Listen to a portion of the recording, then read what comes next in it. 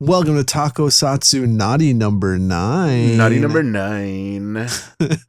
Like the game that everyone loved. My name is Scott. I've seen a little Tokusatsu. And I'm Domo, and I've seen a lot of Tokusatsu. And we've both seen the most recent Tokusatsu and the most recent Tokusatsu announcement. Oh yeah, Kamen Rider Zeztz officially announced. Kamen Rider Zeztz PV is here. He is revealed. This will probably be late for the listeners. A little bit. But you know what? We're supposed to be bi-weekly anyway, so it's okay. We wear our hearts on our chest like Zeztz wears his balls on his chest. Right. Okay. Okay. I think before we get into, because there's a lot of exciting stuff about Zeztz, I don't know, whatever. I think we should talk about, there's a big, should we get into the exciting stuff or that? I feel like we should address the controversy first. Bad news first, good news after. All right, let's go. The bad news bears. So we got the PV over the weekend on Saturday, right. And I mean, I guess I can't separate it. We're just going to I'm going to talk about everything. So there's normally not this kind of PV. I think from what I've heard from Achilles, this PV kind of thing was only last done with Ghost. Yes. And then normally we get like a trailer later on. Yeah. But also the PV and the trailers they're region locked to Japan usually. Yeah. So for the most first part. of all, huge exciting thing, the PV was not region locked. Yeah. Second exciting thing, it's in English for some reason. It is. Kind of wild. Yeah, it's like vague English narration. I think he's like honor, tradition, that kind of, like big words that sound impressive. Oh, yeah. Especially if you don't speak the language. So that's all exciting. The thing about the PV is we watched it on our phones. We were together and we got really hyped by the big news. Now, I want to specify, people are already running around like screaming that this is simulcast. Right. We don't know that. We don't really know anything. Yeah. So a while back, Kamen Rider launched an English Twitter account. And actually, it's funny, in the podcast around when that happened, I'm like, oh, we'll get into some news later. And then I just forgot it. 10 out of 10. So yeah, if you're an avid listener of the podcast, this is that news. We got into it later. Yeah. When it became relevant, I guess. So they launched the English account and people were like, oh, like throwing up eyebrows. And then with the PV, they made the announcement that Kamen Rider Zeztz premiering September 25th, 20-something in Japan. Available in US, other markets, not Europe, sorry. And not Europe and not Oceania, which is weird. That is weird, yeah. Australia is like right there. Australia is right there. But it was like, US or North America, I think. Korea, China, like select markets. But obviously in the wording, it just says it will be like available. It doesn't say anything about simulcast. Right. So people are running around already like screaming that we're going to get it every week. That's the dream. I would love that. I don't. Who knows? Who really knows? Like, it's up in the air. Right. We have gotten recently, like in the past few years, thanks to Shout Factory, we do get Kamen Riders in English subs available legally. And they've never made this kind of announcement just in general for like a Kamen Rider, because this is the first time we had the English account. Right. So this could just be them saying like, hey, like afterwards it'll be on Shout, like Geets was, but like now we have our own PR Twitter account, so we're going to tell you. We don't know. But people, obviously, everyone's excited. I'm excited. You were excited. Yeah. This is huge. Like even just getting an announcement that it will be available in English-speaking markets is huge. See, you're saying all of this, and I can't possibly foresee what this bad news is. Okay.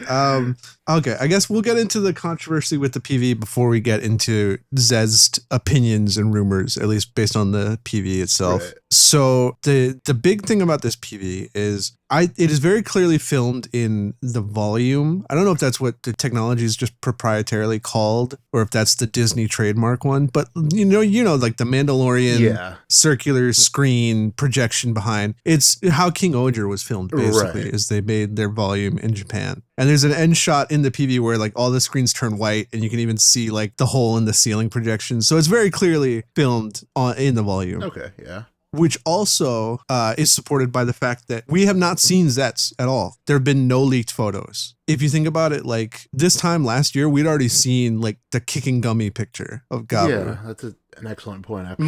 Months before Gozyuger, we had seen, like, I think Goju Wolf was the first one that leaked. He was from behind, though. Right. But this lends credence that if part of the rumors of Zeztz is him being like this dream warrior, like fighting in dreams. So like if all the Kamen Rider stuff is being filmed on the volume, then people wouldn't know that like the real world, him just walking around stuff would be Kamen Rider, right? Yeah, no, that makes sense. Okay, I'm dancing around it a lot. So the big issue with this PV and with the volume is that there is high speculation that the backgrounds in the PV are AI generated. Yeah, there's various, like people zooming in, lines don't match or smudges, blurs, that kind of, the typical earmarks of AI generation. Right. It also, adding to that, is that it looks a lot better than normal Toku CGI. You could say that maybe these are real like film that they've taken and then projected behind him, and maybe that's why they look better, but it's very dicey. We're in a time right now where AI is only getting better, and it already sadly looks better than Toku CGI in general. Yeah, no, that's a fair point. And we know that, okay, this is them branching out to like a Western market, maybe. They might be putting more money into it, but these shows are generally like, they're filmed not cheap, but like they're not expensive productions. Right. There's a lot of reuse and the CG is used sparingly. Would they really go all out filming real footage for like a 30-second PV just to excite the global market? Maybe. I hope. Yeah. But them using AI is also the chances are not zero. Yeah. No, that's a fair point. And we've pretty clearly made our stance on how we feel about AI pretty clear on this channel. This is an anti-AI space. Yeah, it really took the winds out of the sails for the announcement. And now we're seeing this kind of infighting where people are like, okay, maybe they used AI, but like you can't just talk shit about it on Twitter because then they're not going to bring it over. And like, this is our best chance at getting like Kamen Rider in the West and you guys are ruining it. No, I don't think you can say that. I mean, for one, like they're already committed. Like if this is the simulcast of our dreams, like they're not going to pull out because people are bitching on Twitter. Yeah, exactly. Like they're at least locked in for this year. Huh. Yeah, no, that's an excellent point. I mean, maybe it's just a whole fear-mongering thing. Like, fear will keep the masses silent. You can't really not say anything about it at this point, because it's something that matters to people, So I think people trying to downplay it and stop other people from talking about it on Twitter just on the fear that, it's going to stop the simulcast, I don't think that's reasonable. I mean, I don't know. It is sad because for a moment, like it was like everyone was so happy and excited for this. Yeah, because like it looks great. It looks good. Yeah. Like, obviously, that's the sad part about it, is that if it is AI, it does look better than normal Toku CGI. But I will take bad CGI if it means someone's job, someone got paid to make it, versus just a recycling of other people's photographs. Yeah, no, I definitely feel you there as well, especially because Tokusatsu is already pretty niche in general. I think that just the way things are filmed and the way that the direction that they take certain angles, certain shots, like that all matters because there's intention behind it. But when it comes to AI, you can't reasonably say that all of those things that we love about Tokusatsu that we've watched for all these years will apply. Right. And I mean, like you can make the argument that like, well, King Odra looks bad. Like that's the extent of their CGI they could do with this kind of volume technology. And it looks bad, Right. Like there's some shots where it looks okay, usually when they have like some kind of set dressing. But when they're all just clearly on the green screen, like you look at it and it's like, I don't believe that. Yeah, no. But I'll say that I don't know. It's such a murky area to dip your toe in AI. Like, because where's the line? Like, people will always argue, like, well, like, if sure you don't pay the CGI guys, but then you can put that other money back into the production. Like, there's always ways that they're gonna make to justify it. I think it's just ethically and morally, I think it's just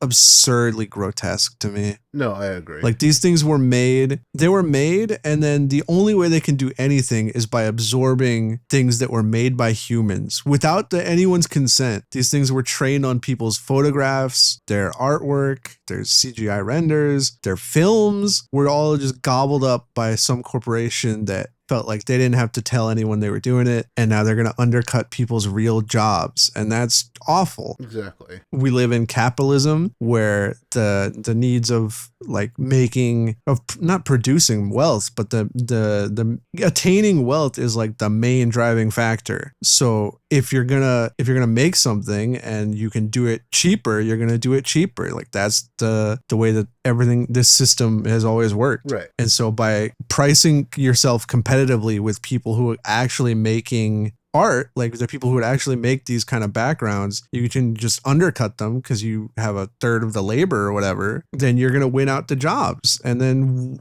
where does that leave us? Do people need to make anything anymore? Is making things not valuable to a production, to just fucking life itself? Yeah, that is the big question, right? I mean, people will argue that AI ultimately is just a tool, but like you said, where's the line? Like, how many people will have to lose the possibility of creating something versus an unfeeling, unthinking force that will just print out slop, ultimately? Mm-hmm. And there's AIs for everything now, for every bit of our creative process. Like, there's writing AIs, there's image AIs, there's fucking moving video AIs, there's voice AIs. Like, when you think of the jobs and the things people can do that people don't want to do, there's so many jobs that people do just to make a living. Right. No one who does anything creative is like, oh, this sucks. Like, I wish I didn't have to do this. Like, they're doing it because they want to, like, because that's what they wanted to do. They wanted to like draw or act or like film or direct. And it's just so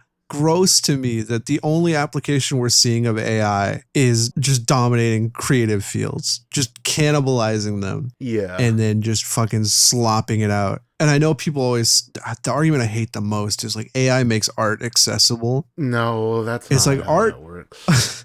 People fucking made art on a cave wall with a rock that made a different color 30,000 years ago. Right. You can make art. Everyone makes art like all the time. Exactly. It's just you want to be able to make it as good as people who do it professionally whenever you want without doing any work. Right. It's the issue of not actually putting in the effort to achieve the goals that you want, because it does take effort. It takes effort. They don't value the process that it takes to become that way. Like if you could make a fucking AI quarterback guy, right? Like, I don't give a fuck about sports. If I could just make an AI quarterback guy who's like great at sports or whatever, it could make me great, like a great quarterback. And I'm just like, hey, put me in the NFL. Like, I'll take a third of the price. Would people be like, well, but like you didn't train every day. Like you didn't do any of the stuff. And I'm like, I don't care. Like, I'm a great quarterback now. I mean, that's the argument people made for like doping, right? Like, it's the exact same argument where, I can output the same skills as someone who actually trained for not even the same amount of effort, because I've got the muscles, I doped, and I can perform. Just pay me and I'll do it. That's AI. Yeah. I mean, this whole thing with AI is just the culmination of years of devaluing the arts, just in our society, at least, like in America. Like, how many times, if anyone's gotten a liberal arts degree, like, I'm sure that they've heard it where it's like, oh, how are you going to make a career out of that? Or like, you should switch to business. Math would suit you better. Economics would suit you better. Good luck with that degree. You're going to work in fast food with your liberal arts degree? Like, it's years of just telling people that, like, doing this doesn't matter. It doesn't help you. You won't make money. That actually happened to What's me. the point? Yeah. And now we're like decades of that manifested, where people are like, oh, I just do it in the computer and it makes me the fucking screenplay. I'm a genius. Like, here we are. Yeah. God, here we are. Jesus. And I mean, this is obviously, like we said, we're anti-AI. There's a whole rant. Doesn't matter. Like I said, like, we're still live under capitalism. Like, AI is here. It's going to be used. Like, there's no way. It's not like, this kind of reminded me of, like, NFTs. Like, they had like a moment where everyone was like, no, you guys are mean. Like, they're really valuable. And then like it crashed and cratered because everyone knew it was stupid. Oh, yeah. And then I remember like a year after all that, some Japanese company like tried to put out an NFT with like a game or something. I wish I could remember it. And they were like, oh, people in the West do not like NFTs anymore. Yep. So like Japan always feels like a little behind on like the web 3.0 shit. Like they just see it as like a, I guess it takes time to translate like a fad. Yeah, that's actually an interesting point. I mean, like in the same vein, like you've seen Japanese websites, like you said, Web 3.0. Oh my God. They're always behind the curve. And maybe Japanese websites are fucking insane. It feels like the 90s. Mm-hmm. You want to go on the fucking Space Jam website? That's like every hotel website in Japan. God. Yeah, no, that's actually accurate. So, yeah, what you're mentioning about translating trends and fads over to another language, like, 100% valid. Yeah. So I wonder, like, if it is just a thing, like, all the anti-AI, like, not movement, but, like, all the anti-AI hate just didn't make it over there. Like, they weren't aware that there was this much anti-AI sentiment when they used it. I mean, it could be, I want to give them a little bit of credit here. So from what I've read up, a lot of these AI detectors are crap because AI is fed off so much real world stuff. There's really no way to just plug it into a different machine and have it tell you like, this is AI. Right. Like there's no reliable way to do that. And any kind of like lines or waving or blurring could be maybe the effect of the projection on the volume screen. Like I'm obviously they're not using like the real like Disney level technology. Like there might be some sketchiness to like their panels, like their projection walls that could maybe cause some kind of blurring or smudging. That's maybe giving a lot of credit. Okay. But then going from that point of view, because I've watched King Oger, I've seen the backgrounds and I've seen what it looks like. And the way technology can evolve in a short time, you would think that with them using it, they would get better at using it. That's true. With Zeztz, it's kind of like, I'm coming in now with the expectation that with them using volume and with them using this technology, maybe it's supposed to look better than King Oger. So with that hope, maybe it's not AI, maybe they're just getting better at using the technology. But we won't know until we see it, right? Right. I mean, it is like, it's so hard to know like how much production overlap there is. Because like not only do they roll over like the main production team every season, but like I don't know how much interlap between Sentai and Rider there even is. Well, like we can assume that like the volume team would probably be the same, right? But I mean, maybe they're not. Like maybe they're just renting out this volume space. I don't know. I think there is a fair amount of overlap because not only like have we seen with actors, but I think in Lupin Pat they had props that they used between Sentai and Kamen Rider to represent like their, we'll call them like things you chase after. I forgot what the term was. Like the artifacts, like the museum things. Right. Like the things that they use to represent these items are just repurposed props, essentially. And it came from both, mostly came from Sentai, but I believe there were a couple of Kamen Rider props here and there. So I think that the possibility of overlap and usage of technology is pretty high. I don't think that they would stray from not using the technology, especially if it was available with King Oger. And it does seem like a Toei kind of thing to like, let's test out this technology with Sentai. And then once they get better at it, they're like, okay, now it's ready for Rider. Yes and no. I mean, like, I don't know if I made a stink about this before on the podcast, but every time they used, like, GoPro footage, God, I think you talked about it in the first episode. Yeah, maybe. But, God, I hate the GoPro footage. And they used it so much in Blade, or not Blade, Saber. God, Saber? They used it so much in Saber. And I think they used it a little bit in Geats. There wasn't too much of it, but there were some scenes. I remember it in Geats. Yeah. Anytime they do like overhead shots, it's always a GoPro footage. Yeah. And that's something I believe that they stopped doing for the most part. At least I haven't seen. Maybe there are a couple of scenes here and there. I think there are a couple of Gavv. Gotten some in Gavv. Yeah. I don't remember anything prominently in Sentai. At least in more recent Sentai, like Boom Boonger, I haven't seen it at all. I don't remember seeing it at all. No, I can't think of any. Yeah, so with that hope, it's kind of like when they see that it's not popular to use, hopefully they just phase out of it. I mean, Okay, so I think that's a curtail for this whole discussion. Another silver lining, like if it is really AI, apparently that ghost PV that I talked about, which was the last time we got this style of PV, apparently it looked very different than what the final show ended up being. That's an excellent point. Yeah. So hopefully if this is AI, they're just using it to make like English fans excited and think like, whoa, this looks really good. And then, the whole show will actually be like King Oger backgrounds. Maybe I could see, because this is the literal toe dip into the wider world. You want to put out something that makes people go like, whoa. Yeah. So hopefully hopefully number one, this wasn't AI, but hopefully if this was AI, it's just for this PV, and then the rest of Zeztz will look more like the Kamen Riders that we know. Yeah, for sure. Now, speaking of looking like the Kamen Riders we know, Kamen Rider Zeztz himself looks a lot like Kamen Riders we know. Yeah, that is Ichigo, but for the modern era, 100%. I think there were rumors already that, because again, the suit never leaked. There were rumors that it was going to be like super Ichigo inspired, like based. Right. And it really is. It's got, the green, black, and red are all here. Oh, yeah. Although I think the red is from Nigo, right? I think Ichigo only has a red scarf. Doesn't matter. You close your eyes, imagine old Kamen Rider. That's what he looks like. If you close your eyes. Ew.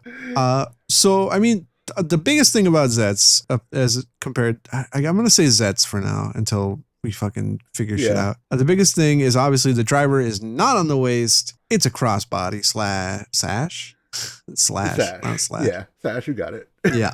He's got his fucking Boy Scout slash. I don't know how I feel. I think it does look good up there. I have seen people talk about how, his waist is very naked. It's very empty. So, should we just go head to toe with this guy? Yeah, let's go up and down.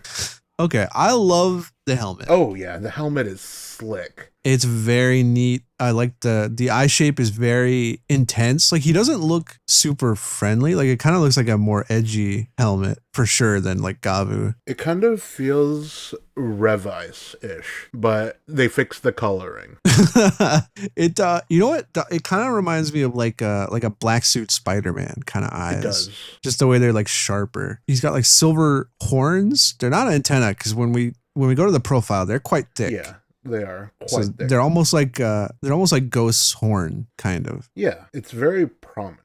But it also, because I'm looking at it right now, It is very thick on the sides, but it does still give that antenna vibe. Oh, I got kind of horn from it. I guess it doesn't go out as much to be a horn, right? It doesn't go... It kind of goes straight up, but it's like thick. Right. Interesting. Very interesting. I think the coolest part of the helmet to me is he has like this kind of black, almost Rorschach like ink pattern. Yeah. That kind of underneath the eyes to give it like almost a mouth shape. Like he doesn't have a mouth plate. It's smooth, but it gives like the mouth shape with this like stain. Yeah. And if Zeztz is as dream based as like the rumors speculate, then it definitely gives you that kind of dreamy feeling with like this, because it's almost like a gas. Like it looks like it would move around when he's walking around and stuff. Yeah, like I don't think it will. Like a morphing feeling to it. Yeah. It's very, then he has like a red collar around his neck. Yeah, that gives the Ichigo scarf vibes, very much so. Yeah, it's meant to evoke the classic Kamen Rider scarf. There, as far as we see in the PV though, I don't think there's anything coming out the back of it. It is just kind of like a red collar to the suit. He's got big shoulders. This is a muscle suit for sure. It's not your typical like spandex. People have said this one looks closer to like a MCU suit, and I kind of get that vibe. I definitely see where they're coming from. Mm-hmm. It feels like very early on, they made the decision that this Kamen Rider would be coming to the West. So they were like, okay, like he's got to look like our Kamen Rider, but like he's got to look like their Western superheroes. Yeah, he's got like the Spider-Man mesh feel. Yeah, like Amazing Spider-Man, where he looked like he was wearing that basketball suit. Yeah. Where his suit was made of basketball. Yeah. Exactly. I get that for sure. We go to the chest, and it's like a stylized version of Ichigo's like padded, six-pack kind of thing. Good pops of green though to break up the black. Honestly, yeah. And of course we get Yeah, we get the driver. If it's going to be called a driver, who knows? Maybe it's like a Chester. Yeah, that's a ball. This is just a straight up ball in the center. Yeah, I do like how, I like how simple it looks. Yeah. Like I talked about the Gavv driver, how it's like, it's just too big and it's like the big cartoony mouth and you crank it to chew it up. I like how this one's just like, it's almost like the Kuga driver, like the Arkle. Yeah. It's just like, I'm the belt. And this one, it does have more toy features than the Arkle. Like you said, the big gem in the middle is going to be the collectible gimmick. Right. And it gives me the feeling that like the mechanics of the gimmick will be in the orb. And like the belt will be super minimal. And we talked about how much we like minimal belt design with all of the gimmick in, the gimmick. Yeah. I think it's just a neater way to go. Because then the belt looks like just a great like sleek design. And then you put your little ball in, it'll make some kind of noise. Oh, it also lights up from what we've seen. Like not just the part where the ball goes in, but apparently part of the strap is, at least in the show, is going to light up, which is cool. I think the toy too has like some LEDs at like the front of the straps. There's a lot of opportunity to sell like crossbody bags as like the driver. There's a lot of for sure. There's a lot of product opportunity here. Honestly, like it just looks simple enough that you can work with it. It does. You know what? Like an Etsy like fanny pack version of this that you would wear like crossbody, that would go huge. And honestly, like I wouldn't question it. Like it just looks nice. No, it looks nice. Yeah. But I mean, obviously its placement leads to, I think, the most divisive thing about the Zeztz suit, which is that there's just nothing going on at the waist. Just a whole lot of bulge and muscle, baby. Yeah. He has like some of his side paneling like leads, like kind of like, what is it? Like the Henry Cavill Superman suit. Like there's a little bit of lines and paneling that lead to the crotch. Right. Not even like they allude to the crotch, but there's nothing breaking it up. Like when the 6-pack ends, it's just black mesh, which, I mean, maybe it's just because of all the Kamen Rider designs we've seen for perpetuity that make it look so empty. Right. Oh, go ahead. It gives me Miles Morales Spider-Man. Oh, that's interesting. It does, I think the reason that doesn't bother me on Miles is because his chest pattern is shaped at like a V. Oh yeah, that's true. So like it's clearly like pointing up, like it highlights the chest, the shoulders, and the rest is just all black. Whereas this one, like the abs are so prominent, and then when they end, it's just like I see where you're. Yeah, like there's nothing. It looks like unfinished to me. I'm not asking for them to like rethink where they put the driver. Like I think the chest driver is a cool idea. I just wish he had some kind of belt. Yeah. Like I do feel like this could be fixed with forms, right? Yeah, maybe. Like maybe well, I don't know, because what would they give him? Like a cod piece? Yeah, I don't know. I could see like effects happening around him though. Like if he were to get a flame based power as most Kamen Rider do, it would just kind of drape around him, kind of like a skirt, I guess. Maybe. I feel like that's one thing they could do, because with this minimalist design, there's a lot you could do with it, right? Like there's just a lot of possibility that we just don't know, and that's the exciting part. It's true. I think, honestly, like give the actor like a cool jacket, and then when he transitions, he ties the jacket around his waist. Oh, you and your suits and Kamen Rider Sportsman. Hell yeah. What was I gonna say? Oh yeah, so there's like precedence for like having split transformation items. Like, correct me if I'm wrong, but like Drive, most of the stuff is on the wrist thing. Yep, that's correct. Right? Like the actual belt is just like he taps it to like scan sometimes. Well, the belt is connected wirelessly to the wrist, yeah. And then in order to activate the transformation, there's like a little key thing that he could turn like a car. Oh, okay. Yeah. So yeah, like if maybe he, I'm like maybe later on, like once he starts collecting all these balls, he gets like a belt thing to hold the balls on. Like, ooh, I could see that. It'd be something. Yeah. Yeah. Just something, I don't know. I'm sure we'll get used to it. Like it only looks empty because we're so used to that's where the belt goes. Now just get a whole load of crotch. Yeah, it does give like the Henry Cavill Superman thing where you're like, wow, like I know the trunks are silly, but without them, there's just nothing to break up all that blue, huh? Yeah. It's just a fucking blue dick bulge. It's okay. That's how they're gonna solve it. They're gonna get a suit actor that's just packing. Oh, with a big dick. Oh, ooh. Then Zeztz will be like the only one who can rank on the dick size tier Hey list. yo. Okay, but yeah, so the legs have some paneling on the side, panel lining. They slowly fade into a green again, right? There's like a little bit of green on the calves. I wouldn't call it a fade. It's not a fade? It's a pretty prominent line between the black and the green now that I'm looking at it. Oh, okay. That's kind of weird. It's kind of like, it gives me like, because, okay, so you have the thigh where it's all like black. Right. And then when you get to the calves, it's green again. Very sudden. But it like wraps on the sides, it wraps on right? The sides. Or is that like silver? Yeah. There's like the red wrap on the side that connects the side of the thigh down to the calf. And then God, the shoes. I don't know how I feel about the sneakers. My brain immediately goes, what are those? Yeah, I mean, there's something to be said about modernizing like the Ichigo design. You know, like people don't really wear like boots anymore, you know, like sneakers are more common. Right. And I'm sure for the suit actors, like sneakers are way better than boots. Yeah, very true. But it kind of gives my problem with the Gozyuger suits where like all of a sudden it's like, boom, white shoes. And this is just like, boom, red shoe. I will say, if I saw someone wearing those kicks in real life, I'd be pretty hyped about that. I think on the suit, it looks weird, but if I saw someone wearing them independent of the rest of the suit, they'd look all right. Mm-hmm. Yeah, like they do just like look like really cool sneakers. I think for me, this is the same thing I said about Gozyugers. I think if like that green at the bottom was maybe red, like leading into the shoes, maybe it wouldn't stick out to me as much. But I do want more green down there, so I don't know. Maybe like a green, like maybe the thighs should have just been green. I don't know. What if it just glows green? It's just his pelvis just glows green when he's doing his rider kick. Well, we do see the suit. I mean, in the PV, like who knows if we can trust it. It does kind of light up like thighs in the PV for a second. So maybe that's like only when he does like a kick or something, or maybe that's just in the dark. That'd be cool. We got glow in the dark Shoma this season. This season we did. Huh. Yeah. I don't think I have anything more to say about Zeztz. I think it looks cool. It's cool. Yeah.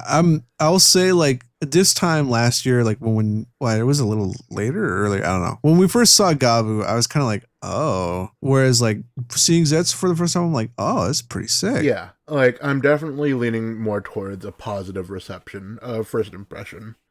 For sure. Yeah. I think that's everything. I mean, we really don't know much about Zeztz besides that, for sure. So if it is dream-based, that's cool. I think that's an interesting concept. It's one that I don't think I've seen in Toku or heard about, I should say. Yeah, nothing immediately comes to mind in terms of like having a dream-based gimmick. Right. Lord knows they've touched on time travel maybe far too many times. Yeah, too many times. And apparently they don't do it well a lot of the time. Yeah, no. Geo was awful. Decade, I don't know how much people consider it time travel, but there are aspects of it that are time travel-y. Not done well. Den-O was as close to good as they could possibly get, and they dropped the ball in some aspects of it. And you know, it's no, okay. I can't say that because I like Den-O a lot. I have a lot of bias towards it. I mean, time travel is just hard to get right, period. That's true. There's very few media that actually does time travel really well. No one's going to top Back check out Dark.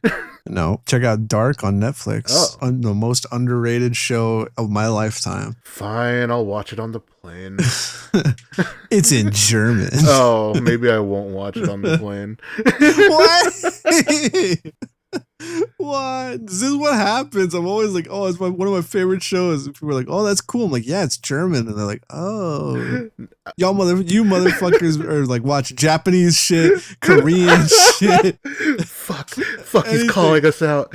Jesus. And then the second I say it's German, people are like, oh, is there a dub? And there is. Okay, but obviously it doesn't match people's faces. Dubs and subs have never been an issue for me. I watched what I'm saying. I watched Squid Games in Korean, so you know this is fine. I thought you were gonna say dubbed. I was like, whoa. Oh God, no. I mean, I heard it was all right. But no. Yeah, speaking a little bit about dubs, people were, speculating. Obviously, Zeztz, everything is up in the air, but people were wondering if it was going to get a dub. Who would you have voice a Kamen Rider? I think the obvious pick is fucking Johnny Young Bosch, even though, like, no disrespect to him at all, but, like, that's a guy I don't need to hear talk again, You know what? Fair enough. Not that I would watch the dub anyway. Or maybe, like, Don Bosco, like the guy who voices. Dante Bosco. Yeah, Dante Bosco. I could kind of see him.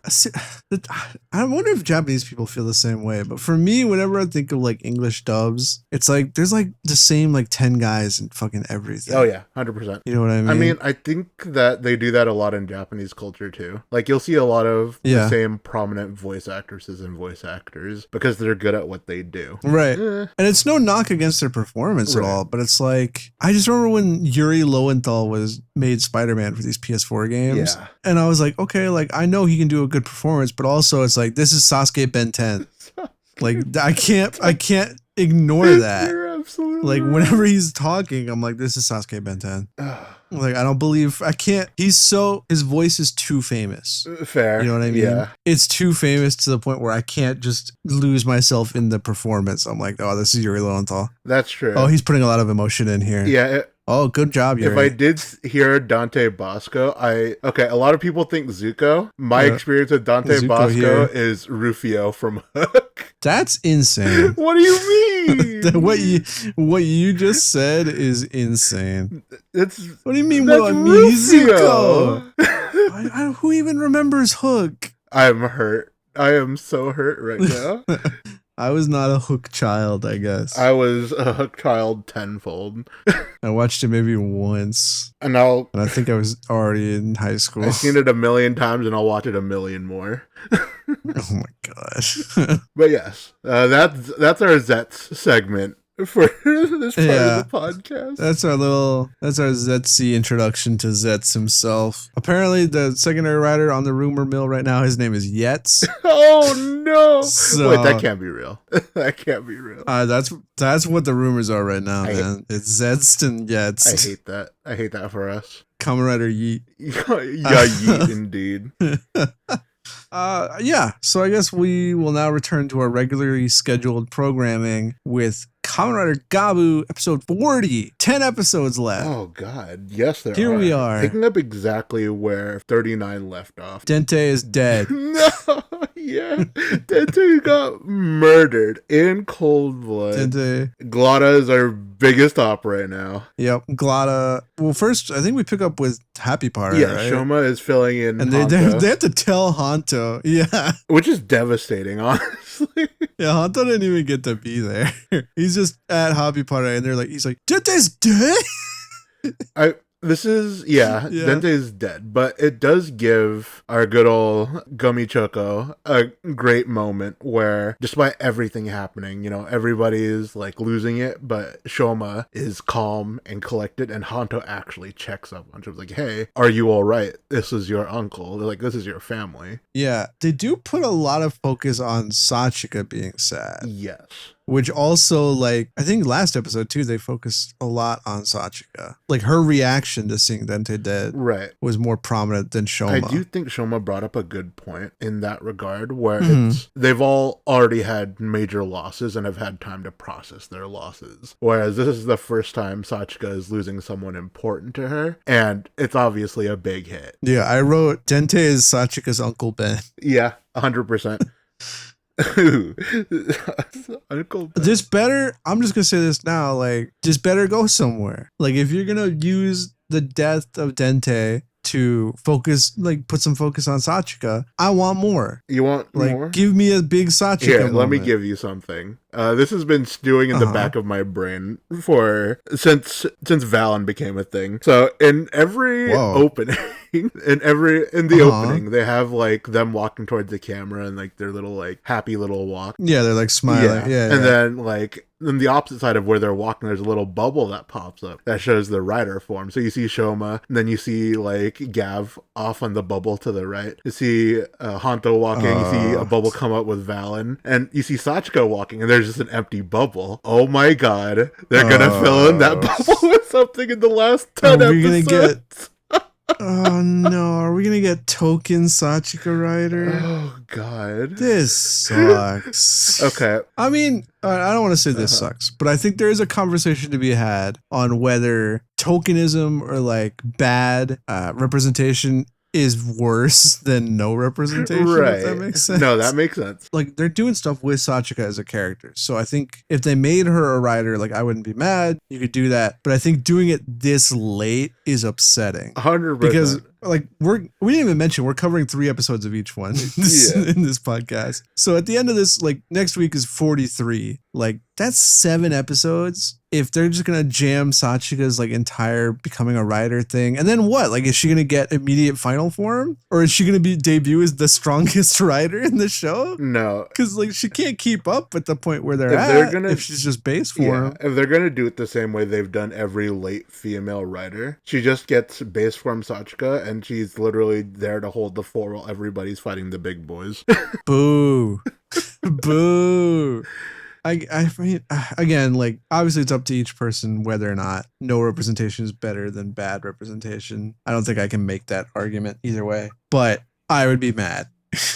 I would just be mad. No, that's a totally valid reaction because honestly, yeah, I agree. Like, bad representation would typically be worse than no representation. I guess it wouldn't, how do I say this? It wouldn't make me mad that it happened, or I don't think it would be done poorly. What would make me mad is that doing it this late, to me, feels like they're just checking a box rather than going in with the intent of like, okay, we got a female writer, like she's going to debut this episode, get her form, blah, blah, blah. It would feel just like thrown out there. Like, oh, like, or maybe even responsive. Like, people, it's like, oh, people want Sachika to be a writer. Oh, they're upset she's not a writer. Okay, here's fucking thrown together writer form. I mean, yeah, it would take so much too. Right. And we had the same issue with like Longo's development and Glada's development. Like, why now? Oh my God. Like, we're going to get to we'll get to Longo. But yeah, I agree. It's happening very late, if at all. Like, this is all just us speculating, right? This is just me speculating. That's true. I brought this up because I just thought it was an interesting little tidbit, but the possibility isn't zero. It's not zero, but this could also, like you said, this could also just be them sprinkling in a little more character moment for Sachika, right? Just to make her feel like a little less like the background character she's kind of been for a while, which is cool. You know, I don't hate. I thought it was a little weird that they did it this way, but I don't hate it, and it does show growth from Shoma. Yeah, like, even though he is devastated, like, he's trying to hold it together because Sachika and Lakia are so fucking out of whack because of this. Right. No, Shoma's gonna get his crash out moment later, 100%. I just okay. Yeah. Oh, there's a line where he says like, this is the first thing Sachika couldn't like fix, right? Which, I mean, her whole job, her whole identity basically is like around helping people, and it's like, oh well, this guy died and she couldn't do anything. That would be devastating, I guess. 100%. Cut back to Glada, who's crashing out like always, but this time inside Stomach House. Yep. And there's some really cool like editing where they flash in like pictures like her family sitting at the table, and obviously they're all gone. Oh yeah. And she's like, I'm not lonely. I'm not fucking lonely. You're so stupid.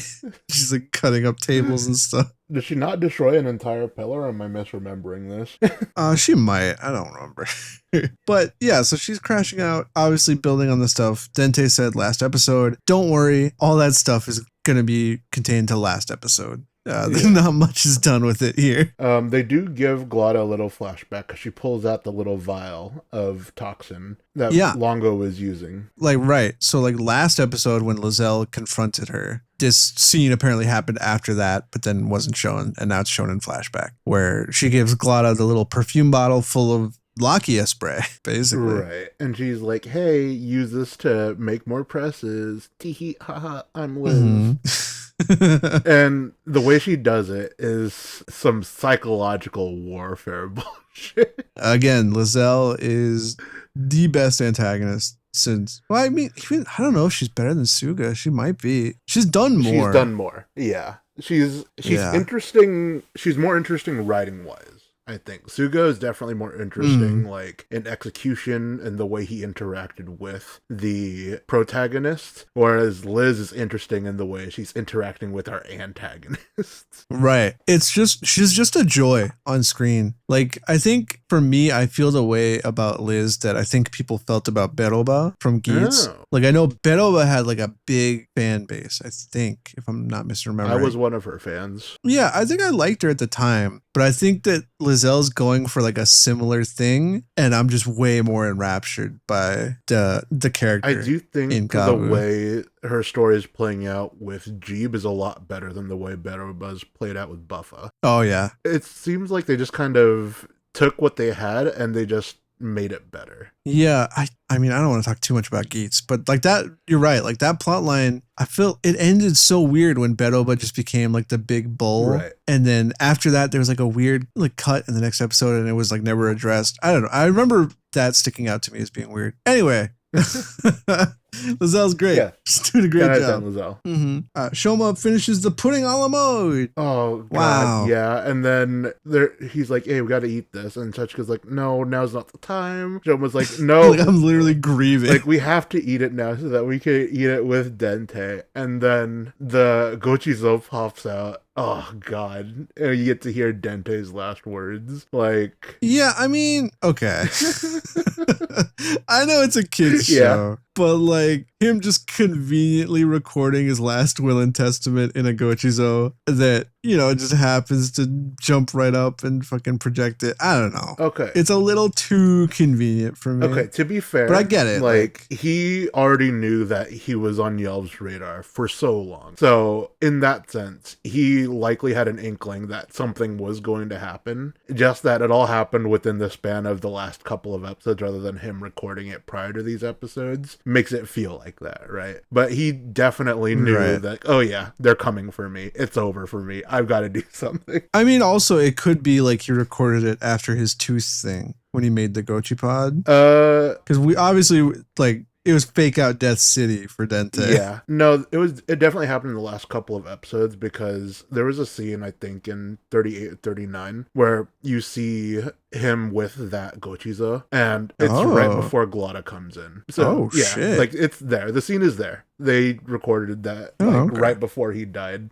Weirdly enough, honestly. Okay, egg on my face. Noticeably, though, we don't get to see his message to any of the three people there. Yeah, I thought that was a weird choice. Yeah, later on, we do get to see his message to Lakia. I did cry. But, nice. But Shoma, Hanto, Sachika, their messages are a mystery. So I wonder if at some point later on, they'll play it for like a dramatic moment, or if they just were like, oh, these probably don't matter. Like, Lakia's is the only one that matters to the plot. Right. So that's why we see it. I don't know. I'd feel a little sad if they didn't at least release them like on YouTube or something. Yeah. But maybe genuinely they didn't record anything. Who knows?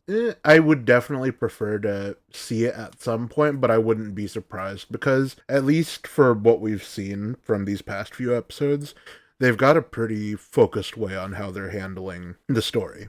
So if they only recorded Lakia's message, I wouldn't be surprised. Yeah. I mean, again, as we get closer to the end, it feels like they have to lock in earlier. And it's like, what's necessary, what's not. These are the things they're definitely going to be talking about, script-wise at least. Right. They cut away from Dente's will, and Glotta is just collecting a bunch of presses, right? Yep. Glotta's collecting a bunch of presses. She's using the toxin to basically capture people, and then, you know, Gochizo's on patrol as they do. They're like, oh shit, we gotta tell the boys. Mm-hmm. Then it cuts to Shoma and Lakia. Shoma catching Lakia. He's like, hey, I got rocks for you. Come on, you probably haven't eaten. And Lakia is like, how are you so fucking calm? He was your uncle. You should be pissed. He's dead. Yeah. Yeah, basically. And then this is when Shoma talks about, well, you guys are fucking losing it, so someone's got to be calm. Yeah, he's like, obviously I'm fucking upset, but like Sachika's catatonic. You're crashing the fuck out. Hanto doesn't even care. My boyfriend doesn't care. My boyfriend doesn't fucking give a shit. It is very, I don't even want to bring up that show. Never mind. I was gonna make a comparison, but I don't want to talk about Camp on the fucking podcast. That's fine. Understandable. We'll move on. No, now I said it. At the very end, like the last episode of season 1, there's like a happy camp counselor named David, and he's trying to hold it. You know, he's always bright and sunny. And then like it's getting rained on, everything's going wrong. And like the main kid's like, why the fuck are you trying? Like blah, blah, blah. And he's just like, because somebody fucking has to. Yeah. And it's like the only time he curses is like, oh shit. And this didn't hit as hard, but it is very like, because I was like, you know, Shoma's taking this bizarrely well. And then this scene obviously sets it like, no, like obviously he's putting on this face to help his friends, which is a good Shoma moment. Lots of good little Shoma moments 100%. Throughout everybody's arcs. Yeah. Really filling off that main character checkbox, honestly. Yes. I agree. Yeah, and then this is when then we get the Dente's message. Yep. He's like, hey, I finished your antidote. I did it. I did it. I'm dead. He's like, take care of my boy for me.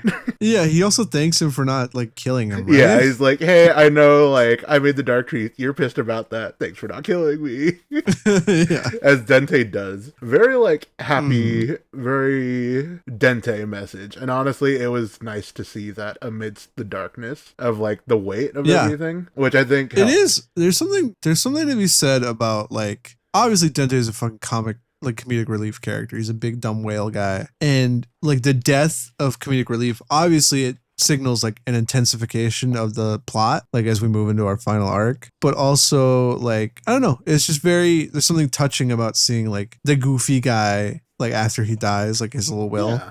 It's sweet. I think it's very effective. Then we cut back to Happy Pare where Sachika is crying. Yeah, and Honto's doing an awful job comforting her. Yeah, he gives her like a hand towel or something, and she's like, you should just get like tissues, like obviously. And I wrote that Honto is too gay to help her cry. I mean, yes. But also Sachika mentions about how she's finally understanding the gravity of the situation they're in. Because for the most how part, they've all lost people. Like, she hasn't seen death. Whereas, you know, that's true, all that everybody else has seen. Yeah, everyone else lost like their Dente already. Yeah. And then here's hers. Yeah. It's like, what's it called? Spider-Man No Way Home. Yeah, it sounds about the right. other Peters lost their uncles and their Gwen. And then he barely lost his aunt. And he's like, this is what you guys felt. And this is how Sachika becomes a common writer.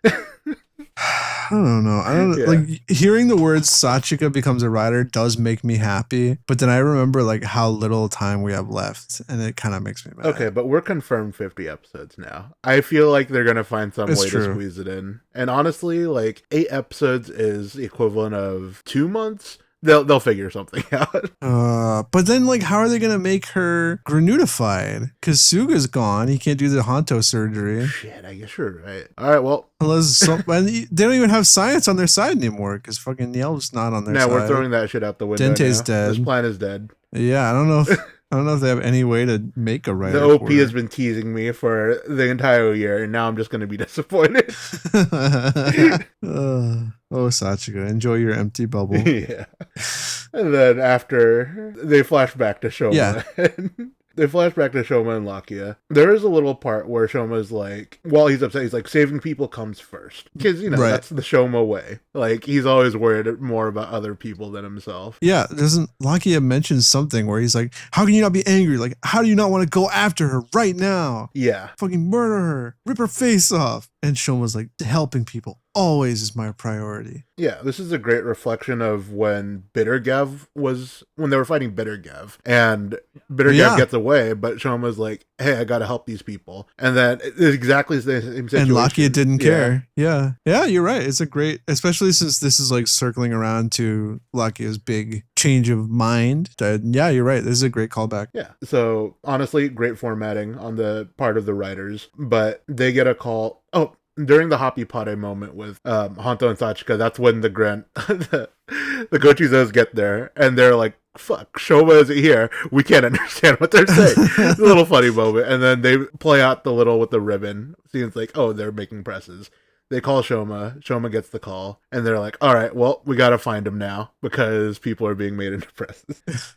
And they get there. Hanto's also there, right? He meets up with him? Not until later, but Shoma and Lakia find Glotta first. Right. And guess who forgot to eat 100 snacks? Honestly, I didn't think it was going to be a plot point again, but honestly, the fact that it's here is kind of relieving because it's a very prominent weakness and not something you just leave on the cutting room floor. I mean, one, we talked about how we just like that Master over whatever has a weakness. Or not a weakness, but has a limitation. A limitation to it because it is so strong. Like, feasibly, if he didn't have a reason not to use it, there's no way that in this moment Lakia's new form would matter. Right. Like, Overmaster would just beat Glotta. 100%. So by having this limitation in place since the beginning, it gives you like a convenient excuse to like take him out of the fight. And that's called good writing. That is called good writing. But they're fighting Glotta in base form. They're getting their asses handled. Is he base? No, I think he's Blizzard Sorbet, right? Yeah. But then Lakia goes his worst jelly, invisible jelly boy form, and they get handled. They get manhandled. Yeah, they're getting slapped around. At some point, Hanto shows up and he's like helping, but then the minions run away with the chest briefcase full of people, and he's like, "I got that!" And he chases them down. And then what is it? Lakia. At what point does Lakia make his big revelation about what he's changed in his life? Because Glotta like taunts him. I remember that. Yeah. She's like, "Aren't you gonna don't you need revenge for your little Comer?" Yeah. Comer. God. And he's like, this is the end of my vengeance or something like that, right? Now I know that like saving people matters more and we need to like make sure people are safe. And Shoma's watching this all happen. I will fight to prevent any more victims. Right. So it's finally moved on from like this revenge, like the selfish revenge quest into the altruism of Hanto and Shoma. Being a which is huge. It's huge.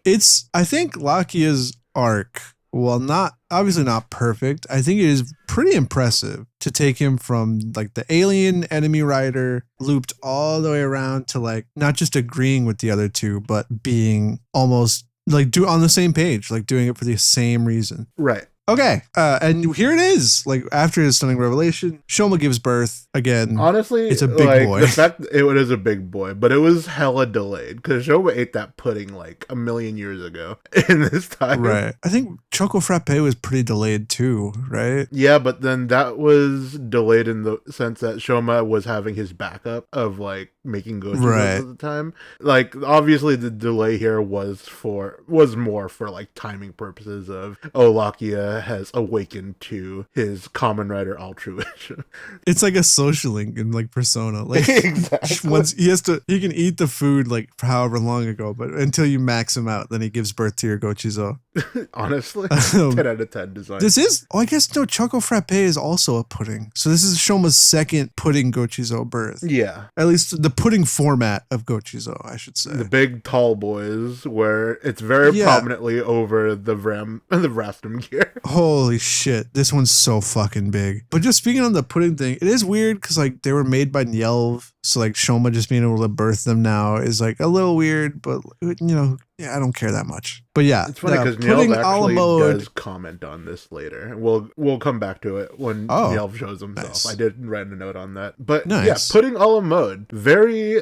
Okay, first impressions for me, significantly better design. Are we talking about, hold on, are we talking about the suit or the Gochizo? I'm talking about the suit, sorry. Okay. So we're no longer talking about pudding a la mode. We're now talking about pudding a la mode. Yeah, pudding a la mode. It does say, when he activates, it says a la mode. A la mode. I did think that was funny. Okay. And again, before we jump into the suit, I'll just say, like, I thought a la mode meant ice cream. That is also what I thought. Like when you like apple pie, apple pie in America at least, apple pie a la mode is the only kind of a la mode I've encountered, and that usually means vanilla ice cream on top. Yeah, this just looks like a little pudding surrounded by cut up fruit. It seems like a sundae for pudding, right? Yeah, but it's also like like a little pudding. Like it's not like the bowl, like the tray they find is filled with pudding. Right. It is. It's just like the little pudding cup and then a bunch of fruit. I don't know. Yeah. The dessert itself, I'm on the fence about. Fair enough. But the suit is good. I think it's better than base RAM, at least for me. You know, I didn't think I would be saying this. Oh my God, don't. But I don't agree. You piece of shit. I don't agree. I think a la mode to me feels the least inspired of the three final forms. Really? Which makes sense, right? Oh, it's yeah. like the third one. It's the third one. Well, because like if you look at a la mode, like the Vram base suit was already silver. So this is like a new silver chest piece and then just a bunch of like cut up foam fruit stuck to his arms and then the side of his head. I don't know. The extra silver makes the it. orange look better, though. Like the orange and yellow highlights on the silver works a lot better with this mode. I kind of miss the black breaking it up though in base Vram. Ooh. I don't know. Again, like for like the other two final forms, as soon as we saw them, I was like, okay, that's their best form. Yeah. And for this one, I think I would. Like I would obviously end up like leaning towards, yeah, sure, it's his best form, but it's not like immediate to me. Interesting. I mean, for one, the fucking brown shoes are still there. I don't know why that's a design choice at this point. Like he never got any other forms besides like the flan and then the strawberry pudding. So like, why were his shoes brown? I'll never know. And then the helmet, it just looks like the base Valen helmet, but with a bunch of fucking fruit stuck to the side of it. But we like the base Valen helmet with fruit. I do, but I think I like it better without the fruit because it's so wide. Like he has all the fruit slices and then the spoons. Yeah, I mean, looking at it, okay, it is better than it was in my memory. Okay. Like actually looking at him. I still think it's my least favorite of the final forms. Fair point. I do think it's the best that Vram's looked, personally. It's gonna have to grow on me. I find myself missing like his weird like vest, like the bubble pudding vest. Okay. It's just so much silver, I think, is my biggest problem. Okay, I see where you're coming from. It is a lot of silver very suddenly.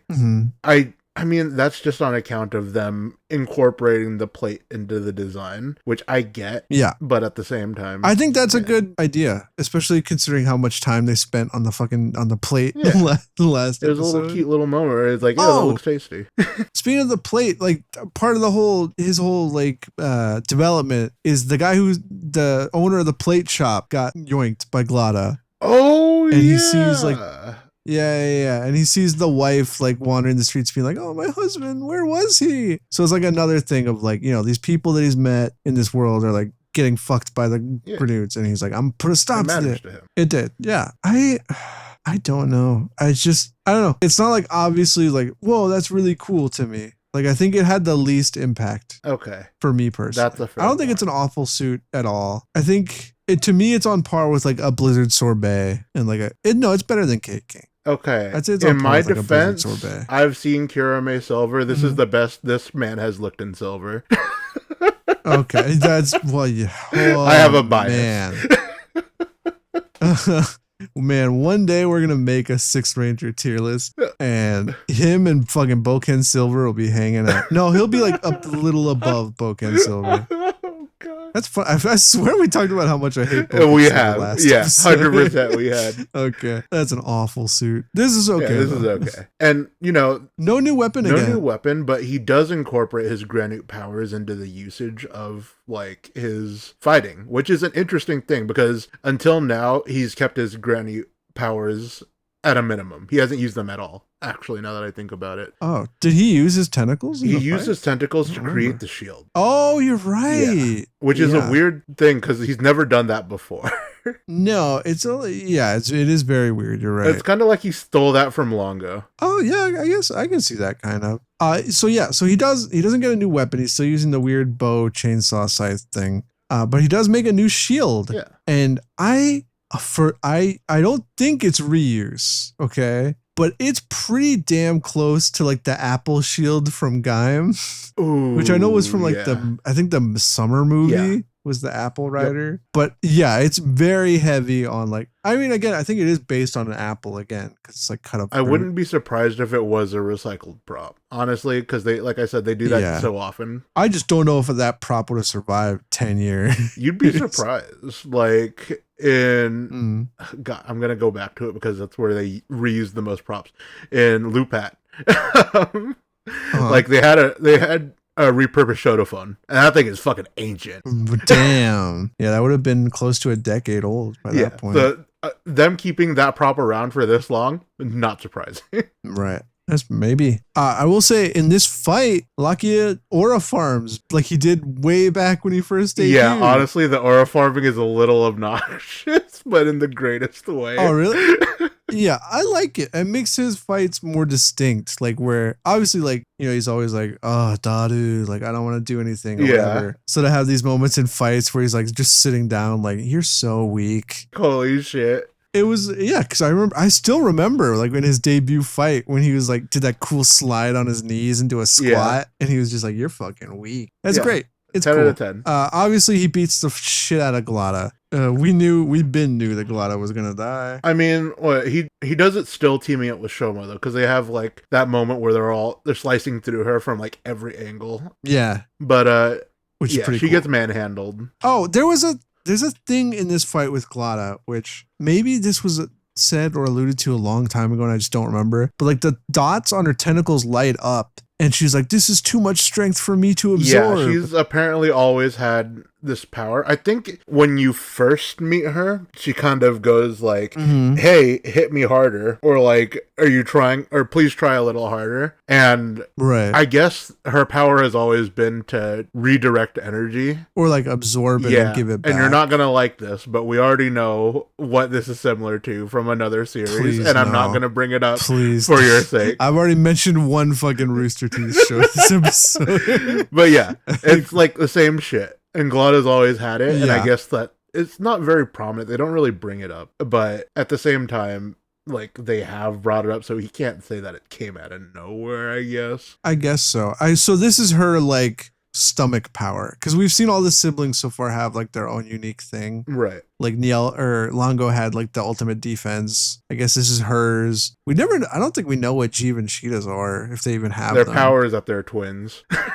Yeah, their power is that there were two of them. Wonder Twins. And we get to see Nielv's in the next couple episodes. Right. And he even admits like his is the worst. Which is sad, but you know, I guess good on you for realizing. Yeah. So they explode Glada, but she doesn't die here. No, she doesn't die immediately. Do they see her limping around? Or do they just leave and then we see her stumble out like later?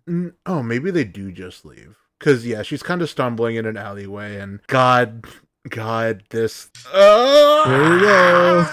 Here we go. She's crawling out. She's like, I can't believe I got beaten by those losers. And she's crawling and she falls at the feet of a hooded figure. And my brain was like, oh, fuck, the elf's gonna like harvest her for something.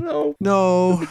Why is he alive? No, I should have known. When they only did that fadeaway for that one episode.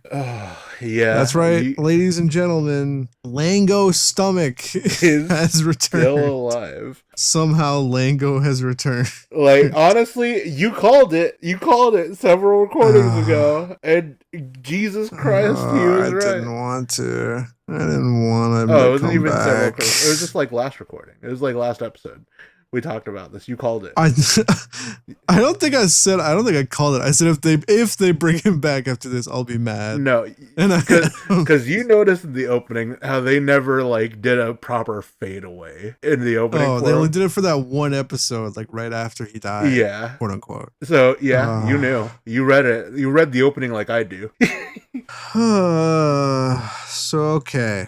So we're gonna get a little more of Longo in these episodes. So I guess we'll just save discussion for that plot point for there. But he's holding Glada as she dies? ? Yeah, I don't know what to believe anymore. Yeah, she is added to the fadeaway like sequence, like Sheeta. Right. But I mean, so was Lango, and then his just stopped when he came back. So who knows if she's actually dead? Death isn't permanent. This is Dragon Ball. I'm starting to feel like it. And she's like, Longo, like she's so happy to see him. And this is when he says it, right? Like he vows to make like a new stomach or like return the stomach family to power or something. Right. Which is presumably going to be his goal, to return Stomach Inc. to what it was when he ran it. I don't know. I don't care. Yeah. We're beyond the point of caring about Longo at this point. Yep. And then back at Happy Pare, Lakia gets to eat pudding a la mode, and he's like, so did Dente leave you guys messages? And they're like, huh, check them out. And then we don't get to see him. Yep. Fade to black. Fade to black. Well, I think that's when they cut to Lango. Yeah. And then that's when the Gochizo hops across. Anyway, I don't know. General thoughts about Glada. Last episode, they made her somewhat interesting. This episode, they just ignored it because it's a Lakia focus. Yeah. Which is smart. Like, it's his big power-up episode. He has to be the focus. But I don't know. The Stomach family is obviously, I've made it known how I feel about all the Stomach family. Yeah, no, that's very fair. I think, I don't know, it's very upsetting because, again, last episode, Glada was like, whoa, wait, like there's something going on. And then now she's presumably dead. I don't know. Maybe she'll come back. I don't even know if her coming back or her being dead would make me more upset. I just don't know. Yeah. I guess we'll feel our feelings about it when we get to that point, because with these remaining 8 episodes, who knows what can happen? Who knows? Yeah, you're right. It's so much time. Like, there's like good 4 arcs that they could fit in this tiny amount of time, you know? Right. So, who knows? Do you have anything else to say about what happened in 40? No, we can move on to the episode 41, 42. We can pretty much condense these into a single episode. They're pretty intimately connected with each other. It's true. So we got a scene of them at Stomach, and they are all assuming that Glada is dead. Yeah, they've all made that assumption. Jeeb is as far as they know, she's dead. Jeeb is losing it. He was like, I brought in the president and stuff just to mess with Lango a little bit. Now they're all dead. Oopsies. And it's like, oh boy. You mean this emotionally unstable man made a really bad decision? Gee. Oh no. I could not have seen this one coming. Yep. And we do get to see... We get a reveal from the president. Yeah, apparently he likes to just hold on to dead bodies. That's cool. Oh, yeah. But a little before that, he's like, I've been thinking about this production thing. Yeah. Why don't we just make Earth a farm? Yeah. Like, why don't we just take control of Earth and make it a fucking farm? Honestly, that's a dictator mood right there. He's definitely a CEO. Yeah. I mean, he's already been a dictator, right? They talked about him assassinating other party competitors for the election and stuff. Right. So he's not a well-liked president, I don't think. Yeah, no. And turning Earth into a farm is fucking scary. And Nielv is even like, no, that's why he brings out the dead body, because Nielv's like, well, there's still the Granute hunters. Like, I don't know if we can do that. And he's like, will this help? Boom, yep, dead body. And Nielv's like, huh, all right. I see you. He's like, okay, I like messing around with shit. Let me check it out. We cut back to Earth, and there's just a bunch of people doing weird NPC video game stuff. Yeah. Like pushing a button over and over, or sitting down, standing up, sitting down, standing up. Going up and down a slide. It's really fucking weird. Yeah. And we see Hanto and Shoma notice this, and they're both kind of like, what the fuck? Like, what's going on? Yeah, it's like they're back in TikTok in 2023. And we see, I think Lakia is again teaching his Gochizo about rocks. And honestly, kind of a cute moment. He's like, don't pick these rocks. These are disgusting. Now these are the good these rocks. Are the good ones. And he's, what else? He's saying how it's been quiet. Yeah. So theoretically, maybe a couple days have passed since the Glada stuff. Right. But who knows? When he meets someone trying to eat a rock. He's like, wait, no. He's like, Granute. No, not a Granute. Just a whole ass human trying to eat. Or no. Shoma comes by and is like, hey, show us up. Is he a Granute? I like how he isn't entirely sure. So he has to have Shoma check. He's holding him back from just eating the rock. Because he's like, I want to eat rocks. Ow, my teeth. I want to eat rocks. Ow, my teeth. So he's like, while I'm holding him, he's like, Shoma, check his stomach. And it's just a normal belly. And they take that guy to the hospital. Yeah. And... oh, there's a scene with Hanta. Yeah, hold on. Before that, the reason they take him to the hospital, they turn, Sachika and Hanto are there. Right. And they're like, thanks, Sachika. We wouldn't have known what to do. What? They just called her Sachika, there's this guy eating rocks, hurting his teeth. What do we do? Listen, they're not human. They don't know about hospitals. It's true, especially Lakia. Yeah. But it's just a funny little moment. I mean, to be fair, whenever they were injured, they either went to Dente or to Suga. That's very true. There's no hospital. That is true. So they couldn't go to hospital. Yeah, they couldn't go to a hospital. hospital. So there's a scene with Hanto where he finally connects the dots and connects the shopkeeper. Oh, well, he goes to the apartment for the Inoue that he's been hunting. Right. And the lady's like, oh, you in the daytime, he's at his shop. He goes to the shop. Bada boom. It's fucking mystery candy pervert. Good old. Like we've been And knowing. now he has a name. Good old Masaru Inoue. Yup. It's obviously. It was his uncle. I was wrong. Shoma's it uncle. is not, in fact, his half-brother. I knew from the second you said that I was wrong. He's way too old. Yeah. But Hanto questions him. He's like, I'm looking into disappearances. I'd like to talk about your sister. So we learn that she was a college student. So we know what age she was when she was abducted. Yeah. And she likes snacks. Yeah. She loves snacks, which I guess, sure. Apple doesn't fall far from the tree, I guess. I guess so. Whatever. It's fine. They know it wasn't running away because she was going to a buffet with her friend the next day. And he's like, his parents basically spent their whole lives worrying about it. And so they passed away. And now it's just him, which is really fucking sad. Yeah, honestly. We talked about how in Gozyuger, it's like, oh, parents moved on. Not these parents. Not these parents. These parents never moved on. They were distraught. And honestly, losing your college-age child, I get it. You can't just losing your kid at any age. Yeah. Honestly, you know what? Fucking Hoyaru's parents are freaks. Being able to move on like that's crazy. Yeah, it's like, we lost our children. Let's get the new ones, I guess. Better adopt some new ones. Yeah. Oh, he even has a really emotional moment where he's like, do you know anything? Please tell me. Yeah. It's obviously he still is searching. Not searching, but it's not like he's moved on. Right. He's here. He wants it.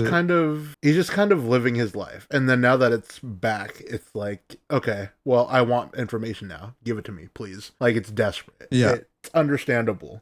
That's his sister. Mm-hmm. And Hanto at this point, as we all remember, does not have Shoma's consent in any of this. Nope. And he even says after his conversation with Masato, he's like, yeah, no, we're not telling Shoma this. This is a bad idea. And I wrote in my notes, this definitely won't bite him in the ass later. So, they're still looking around. They've heard rumors that there's a guy in the hood. Oh, they even see the guy in the hood, right? Yes. At some point. Yeah, I think before the rock guy. Yeah, he's shooting some woman and she starts dancing. Oh, you're right. So the way that it seems to be working is he has the big magnum and he shoots them and then whispers real creepily and then they do the thing. Yeah. They do the thing. I think we get a cut back to Jeeb. The dead body, right? Yeah, oh, gee. We get a cut back to the dead body, and then he reveals, this granny was apparently good at hypnotizing people, so use this. Yeah, not only that, we learned that it was the elf's like, oh man, you were a really good political rival. A shame, you got assassinated. Yeah. So Boga, not a good dude. Yeah, Boca de Beppo over here. Mm-hmm. And he's like, yeah, Boca de Beppo. And he's like, to think he kept the body of this person. And he's like, well, I guess I'm no better, huh? Yup. And he turns to a second body under a sheet. Of course he does. But we don't see it yet. No, we don't see it. We do cut to Jeeb crashing out like usual. Oh yeah. He's McFucking losing it. He's extra losing it because he has the black Gavv now. Yep. And he normally in this moment would turn into Sheeta to look in the mirror. He's even like, Sheeta, what should I do? And then right when he doesn't do it, Lyselle comes in and she's like, you're not going to turn into Sheeta? Why? And he's like, look at this. Sheeta didn't have this. I can't put this on her. Oh, God. He's very... honestly, it's a great scene. You can see how deeply he has fallen. I'll say, every Jeeb scene with Lyselle, no notes. They're great. Honestly, it's so good. Every Jeeb scene with anyone else, whatever, he should die. But when they put him with Lyselle, it's oh, this is so good. Yeah. It is kind of repetitive. I mean, obviously the Black Gavv is a new development to it. Right. But it is, I don't know how much longer this situation is going to continue on for. I feel like we have to reach ahead at some point here. Yeah. For sure. But with scenes like this, it's to kind of develop the relationship, right? We understand what Liz's relationship to Jeeb is at this point. So when it does finally come to a head, oh man, I can't wait. It's gonna be so satisfying seeing how this turns out. Regardless of how it turns out, I just can't wait. Like, it's so good. It's still very good. It's not like I'm complaining about it. I'm just saying, like, they're kind of spinning their wheels. Yeah. But I'm enjoying the wheels. Oh, yeah.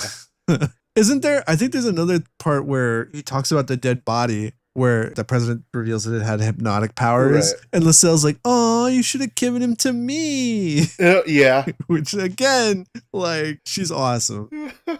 She's like one of my favorite characters in Gavv. Oh God, which is crazy because she only showed up like 10 episodes ago. Yeah, our first impressions of her is like, oh wow, she's a creepy lady, and now it's like, we're so invested. Holy I'm shit. so invested because we haven't gotten much besides her being the creepy girl, but it's just so well done that I'm and like, we do also know she's at least as strong as like Caking. Right. Well, she's stronger. Yeah, stronger than Caking. You're right. Stronger than Caking. I think she's stronger than Blizzard Sorbet. It's kind of right because does he go Blizzard Sorbet when they meet in the forest, or is that when he's using fucking popcorn popping gummy? I think either way. It's when he's using she's strong. Like she's set up to be like they need their final forms to fight her, which is where we're at now. So yep, everybody's got their final forms. We're getting that set up. Ooh, the Lascelles ending is gonna be so good.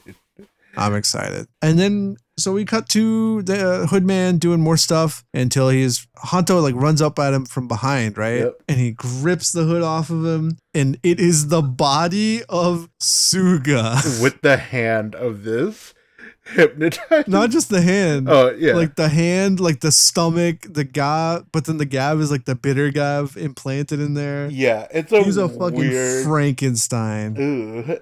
Yeah, honestly, I didn't think too much about it, but the way they separate the bodies, like they cut it at a diagonal, and it's really weird. Yep.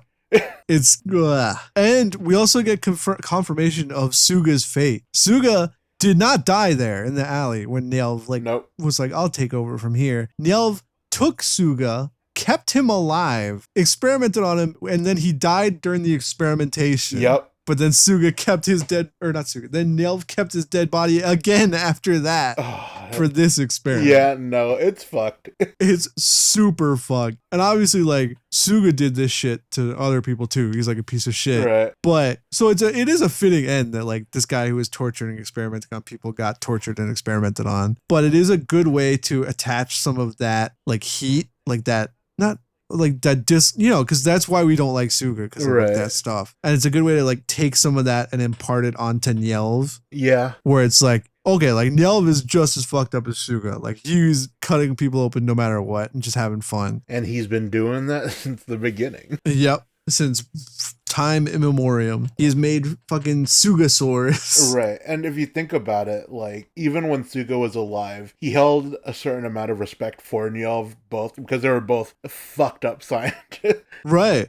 You know what's fucked up to think about? What? I wonder if Nyelv could have even done this without Suga's notes. Honestly, like, probably. Did Suga's research lead to his own fucking experiment? Ooh, it's crazy. Dark. I like it. Yeah. We also get a new fucking bitter form again. Now, I will say, I think this is my favorite of all the bitter forms. It's just the red eyes, though, right? It's something about the pattern. It has like almost a starburst kind of pattern to it. I guess so. Well, I'll say like at the front, this is the one that looks the least like food, and that's probably why I like it. Fair point, honestly. Because the other ones are like, the original cookie was like chocolate chip pattern, like camo kind of. Right. And then we have the fucking French fry face. It's Jeeb. Yeah. And there was like the weird like red bubbles of the soda form. I feel like the helmet is slightly different, but it might not be. It might just be like different parts of it aren't colored. No, I really think it is just the red eyes. Yeah. I don't know. If I was going to rank all the bitter suits, this is probably my number one. But also if I was to put all the bitter suits into like a whole suit tier list for even just Gavv, I don't think any of them are above C. Yeah, no, that's a fair point. And we'll make that tier list. for Gavv? Oh, God. Anyway, it's called the break cookie. I don't know if it'll matter that much. Honestly, it doesn't, because it gets resolved pretty quickly over the next episode. But that's very true. We do see Hanto get hypnotized here, which I think. Well, there's a little bit before that. There's a little bit because they're fighting. The Suga reveals on the ground. Somehow they're on the rooftop, right? Yeah, they get to the rooftop. I think they're on the rooftop the entire time. Oh, really? Maybe that makes more sense. They're on an to elevated point, at least. since the beginning of the fight. Yeah, we get triple final form henshin for the first time. Honestly, pretty sick, cool. Yeah. Mm-hmm. This is a colossal waste of 100 gochizo because Shoma doesn't do anything. Yeah, but he spends it's cool. 90% of the fight getting chased around by the homing cookies. Yeah, and Nyelv's okay. So also Nyelv is here. Yes, Nyelv is here because he walks out and reveals what Sugasor is. And then we get Nyelv's full monster form for the first time. No, not yet. Not until the next No? episode. Oh, that's next episode? We do see his power. Oh, shit. You're right. We see him make He's got snot. Poison. It's poison. It's very snot colored, though. He's got like a poison custard that he secretes. Yeah, and it does affect Overgav, which I thought was interesting. Or affects Overmaster. Or Master Gavv. Yeah. It affects Overmaster. Which he notes like, oh, my poison still affects you. That's good to know. It is good to know. Yeah, it kind of melts their shoes a little bit. So they can't. So basically, like, he puts himself in the corner and then he comes all around himself. So they can't approach Nyelv. Yeah. And instead they just start like. Is he using his bow at this point? Or is Break Cookie just doing everything? Yeah, Break Cookie's doing everything. He's just in human form. And they're just fucking. Mm-hmm. They just pull out their gun. They just start blasting him. I think Nyelv has to be firing the bow though, because Break Cookie kidnaps Hanto to hypnotize him. No, that's what we're leading. Like this episode is still just Nyelv in human form. We don't see Nyelv in. No, I know. Right. I know we don't see him in monster form, but he's doing something because like you said, like Overgav is like running, dodging like shots. And I don't even remember what Vram is doing. Vram is also just blocking like these exploding cookies. Mm-hmm. At this point, Hanto and Suga are like, they fall off the roof to the lower area, and then that's when Hanto gets hypnotized. Right. It's like Suga just starts blasting into him and giving like the hypnotic like commands like destroy Gavv and Vram. Destroy Gavv and Vram. Yeah, Gavv and Vram are your enemies. And Hanto, like, God bless him, he tries his damnedest to fight the hypnotism. Yeah. He struggles, yeah. And then a few shots later. Yeah, enough shots get through that when he jumps up, right? Or something. Yeah, no. Vram and Gavv are just shooting at Nyelv because he created the poison swamp. They can't pass it. So they're just like shooting at him. And then because Shoma is at the edge of like the little rooftop area, Hanto jumps up and grabs him from behind and is like, whoa, whoa, whoa. And oh, you're right. He like jumps up and headlocks him. Yeah. And then he's like grappling him to the ground. Yep. And then Yelv's like, well, time to go, Suga. And then Suga, you see him just like in a zombie state kind of like stumble over the edge. It's kind of funny. And that's the end of the episode, right? That's the end of the episode. It's just Hanto getting hypnotized at the end. Pretty scary. I guess we'll just roll into 42. And then they pick up pretty much immediately after in the next episode. Yeah. So Hanto's like, you're my enemy. He's like punching them. They kind of, I forget how they restrain him. Because this is before Bram uses his juice. Yes. No, they knock him out. They knock him out, and then they take him back to the Suga base. Right. And they keep him tied up to a chair. And he's going crazy. He's like, you're my enemy. Let me out. I have to kill you. You're my enemy. Ah. Yeah. And so Laki is like, well, I never thought I'd do this, and he injects him with his little tentacles to make him happy and pass out. Goes to Happy Land. Then we see everyone in the town getting shot by Sugasor. Yep. And then he's like, go to the Kazami coastline. Yeah, go to the Kazami coast. Yeah, because Nyelv. So everyone's just like, there is a little scene at the beginning where Nyelv's like, all right, well, we know the hypnotism works. Let's try more complex instructions now. So this is the complex instruction where it's like, if I tell them to go to a location, will they just do it? And, that's when we see the zombie. Right, so this is all like Nyelv testing out. I don't know if he modified the Bake Magnum to do this or if it's just the Suga zombie that can do it. I feel like he had to have modified the Bake Magnum for it because they just kind of, because Shoma and Lakia, like they get together with Sachika and they just kind of figure, oh, if we destroy the gun, then they'll all be back to normal, even though they have no basis for that. Well, yeah, that's how it goes. We do see Uncle Candy get hypnotized as well. His name is Basar. So he's headed to the Kazami He has a coast. name now, and I'm not going to let you forget it. He's headed to the Kazami coast. He does. There is a little extra part when he's hypnotizing him. Like you could see him mouth shut. Oh, he whispers something. Yeah, it's not just the Kazami coastline thing. But I don't know how relevant it's going to be because at the end of this episode, we know what happens. But right, like why would they include that if it wasn't important, though? It's true. There's some kind of Manchurian candidate, like a secondary mission that he gives to the uncle only. Yeah. But we don't get to know exactly what it was this episode. Yeah. And then they're all seeing everybody do their NPC walk. And then Sachika's on the lookout for these people. And oh boy, she's on the lookout for the guy in the hood. Yeah, she finds a dude in a hood.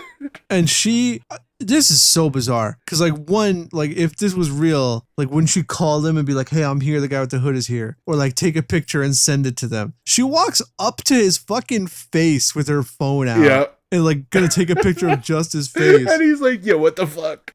Yeah, he turns, he's like, what's that for? And she's like, oh my God, I'm sorry. So it's not Suga, it is Lango. He's here. We get a little Lango commentary where he's like, I bet this is Niel's thing. Yeah. What is he up to? Like, honestly, like, he's just dead ass alive. Because before the scene with Glada, you could kind of assume, oh, maybe she's just hallucinating. No, he's just dead ass alive. He's just alive. And Sachika doesn't know who Lango is, at least not by face. But as she's walking away, she is like, didn't I see that guy like somewhere? Yeah. Which is right? Because she saw him like walking around collecting presses at some point. Yes. Like a long time ago. That was a while. So Lango is here. Yep. It was a long ass time ago. My life is so long. Lango is alive. Yeah. We don't get any more of Lango this episode, do we? This is as much this is as much as we get of Lango. He does kind of know it's like, man, what the fuck is Nyelv up to? And that's all he really comments. Yep. I don't know where they're going with Lango. He does mention he wants to rebuild Stomach.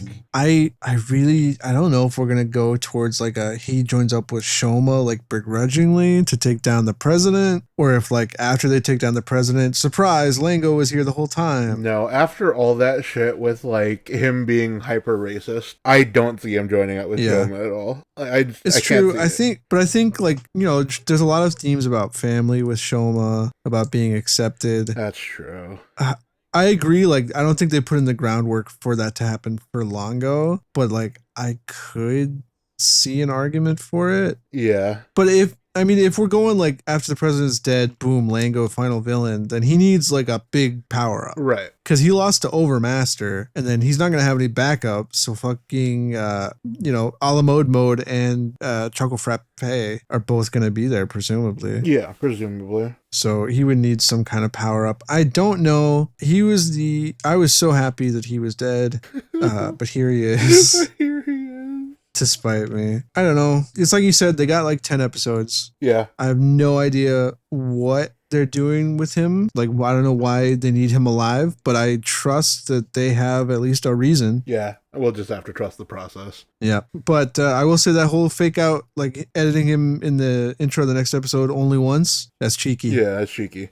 That's cheeky. I feel like it would have worked better if they kept the fade until the episode, like where he's revealed. Right. Because then you'd be like, oh, damn, now like Lango's dead. And you wouldn't even notice it, like that episode that he didn't fade away. That's true. I don't know. But just having the fact that like he fades away after he died, quote unquote, and then every episode after that he doesn't, I was like, okay, he's coming back.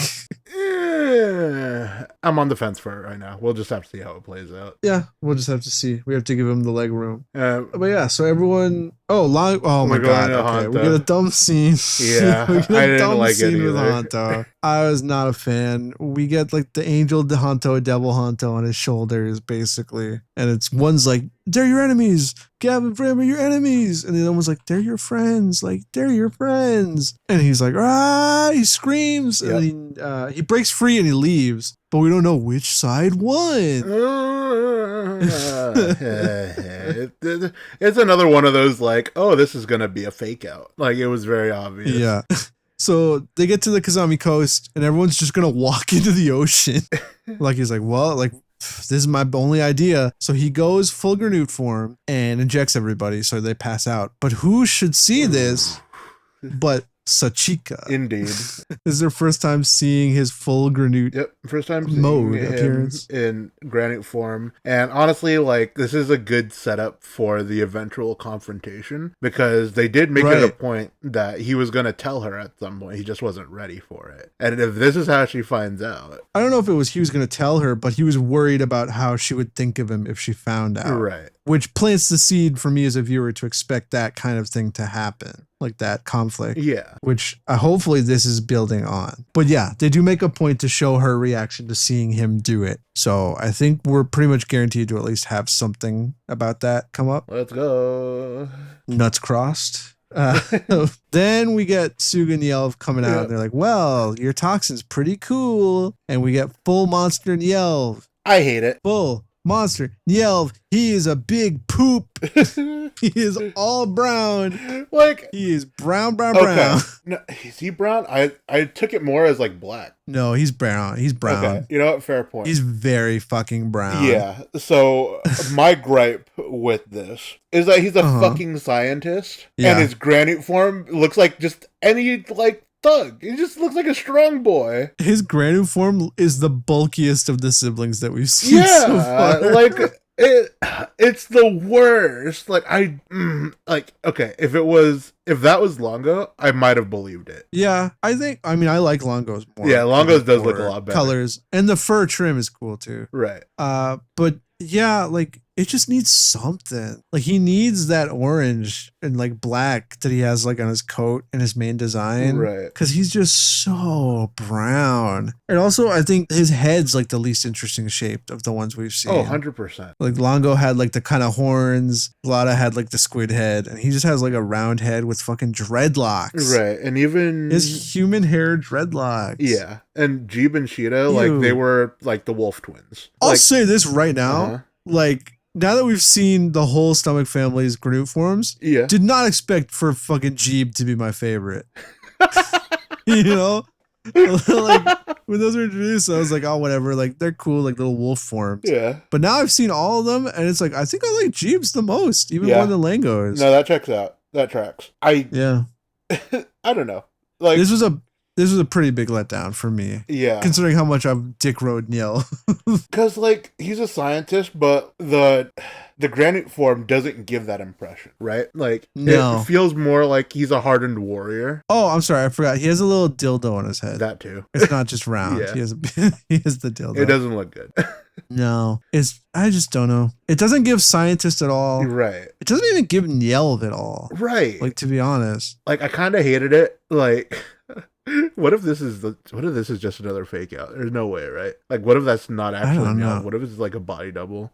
No, I think it's Niel. I'm just you're coping. I'm coping so hard. I will say I hate that from the like the looks of it. The only orange is like his eyes and mouth. Right. And then it's like all brown, a little bit of gold, and like a yellowish kind of beige undersuit. I don't know. It's just not, you know what? It's not working for me, dog. Yeah, no. It's a thumbs down for me. Yeah. It looks fucking terracotta soldier ass. Oh, God, but he does have a bow. He does have a bow. You know what? It's kind of giving fucking Nadge Sparrow from Geeks. I'm a little mad that you're right.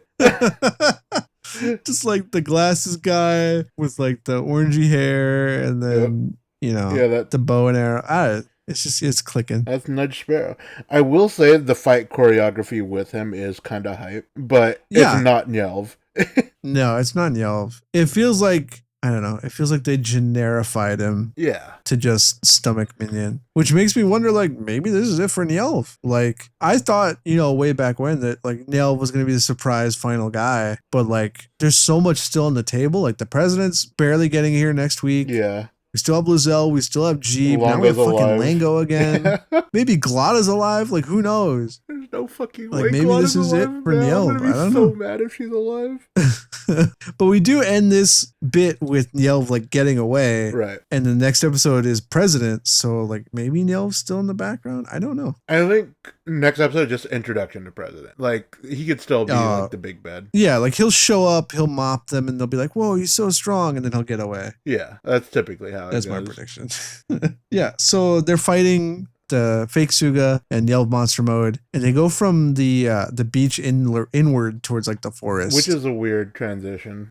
Yeah, I don't know, but I don't know geography, but forest that close to the beach is a little weird. Yeah. But anyway, Hanto is like running, and he already transforms, doesn't he? Yeah. Or no? Does he do the? He's already transformed when he enters, I believe. Right. And they're like, Hanto, and he's like running, and then he does a fucking spinning headbutt to Niel. Yeah, no, like he's running towards them, but like from behind. So it's like, oh, right. Is he still hypnotized? Is he gonna attack them? And then he runs like in between them to do like a tackle headbutt to Niel. Yeah. And then there's this took me out of it, but not took me out of it, but I thought this was so funny. A really cute moment between them all. Yeah, they're like, Hanto, like, you're our friend. And he's like, yup. And he does thumbs up. And then he's like, yo, you're just still a cheeky little cunt. He's like, yup. Yeah, he's like, yup. With the thumbs up. I was like, that's fun. Yeah. It's a fun little moment. I mean, I love Hanto. Yeah. I think Hanto and Lizelle are probably my favorite characters from Gavv. Oh, 100%. Even if I did not like this internal scene this episode like at all. Like they're just done well as characters. Yeah, I do like, I don't know, like this does feel a little out of character, like the thumbs up stuff for Hanto, because he's not really he's not a gung-ho kind of guy. The comedic relief guy. Yeah, he's not like the jokey joke kind of guy, but I don't know. Yeah, I thought it was funny. I liked it. It was cute. I don't have. Yeah. What is it? Nyelv commands Suga to protect the gun. Right. Well, like they're like, okay, we gotta break the gun, and he's like, please don't do that. I would like if you didn't do that. And then he's like, Suga, protect that gun. And Suga's like, okay. He's like, protect gun.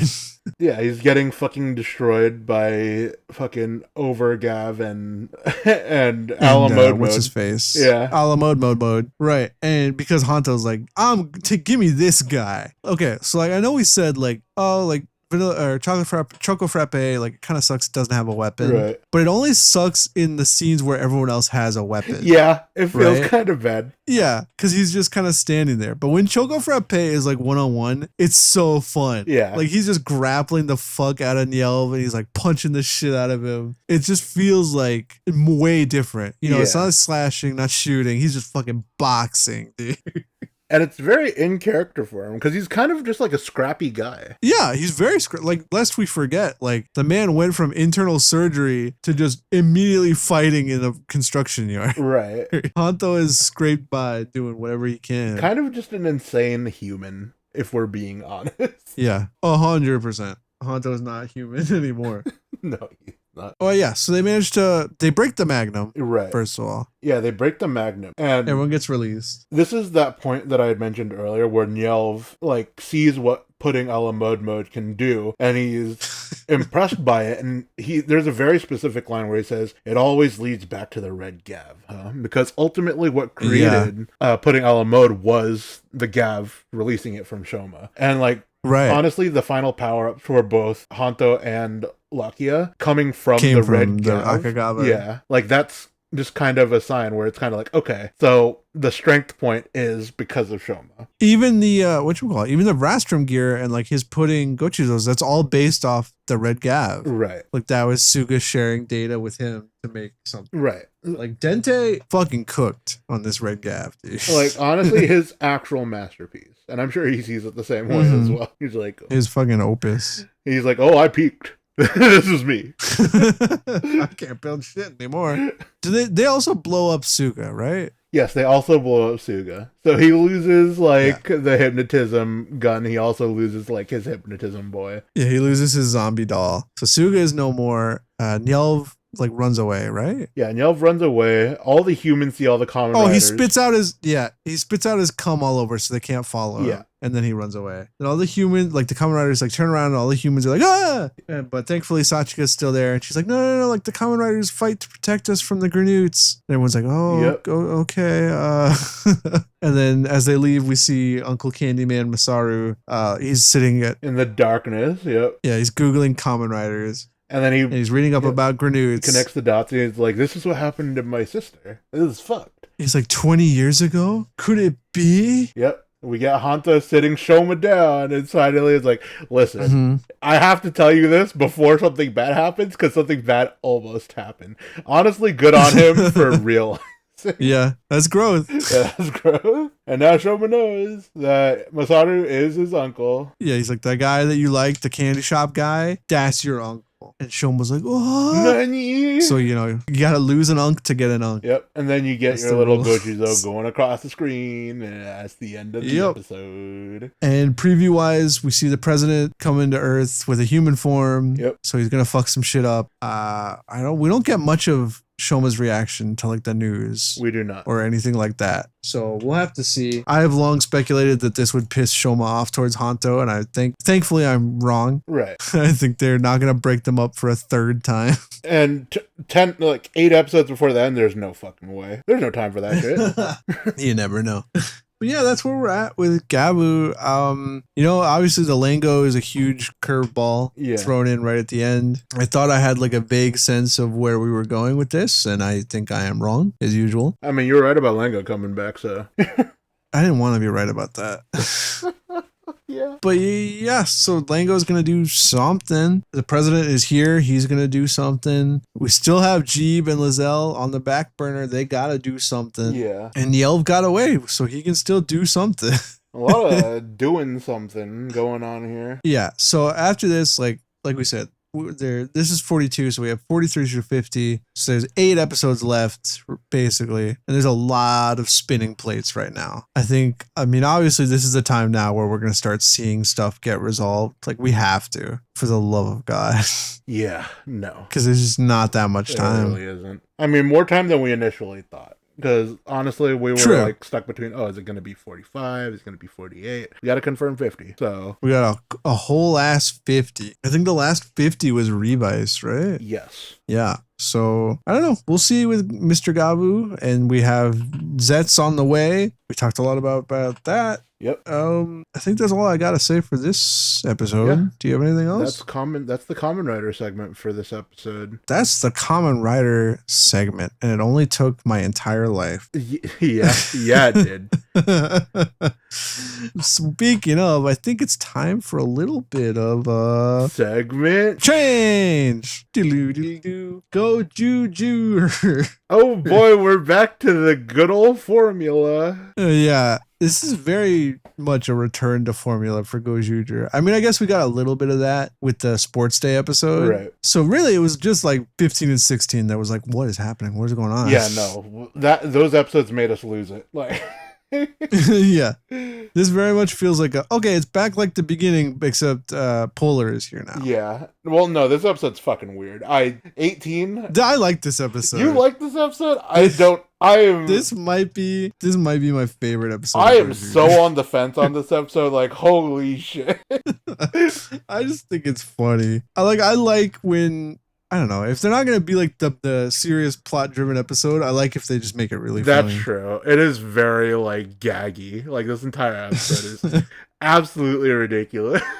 Right. We open up at the cafe and there's a bellman with a knife in his back on the floor. Honestly, pretty hype way to start an episode. I'll give him that. Yeah, Sumino just walks in. They're all like looking through the curtain at something, and it's a dead bell guy with a knife through his back. And she's like, "Which one of you did this?" It was you. Yeah. And they're like, "No, like we just got here, like we didn't know." But they also say like they've all been there since opening or something. Right. And then we get our fucking no one. The number one mystery. Oh god. No, he's not detective. He's mystery number one. Oh. I will say he looks less AI generated than the other ones. Yeah, that's true. He's definitely closer to theme. Yeah, there's a reason for his design that leads to his the ending of this episode. That was my favorite part of this episode. It's a pretty good. Yeah. It's pretty fucking good. Yeah, so everyone's there, and he locks the cafe down. No one's allowed to leave until the murder is solved, except Polar crashes through. Yeah, people can't leave, but people can get in. I know, this is like a domain.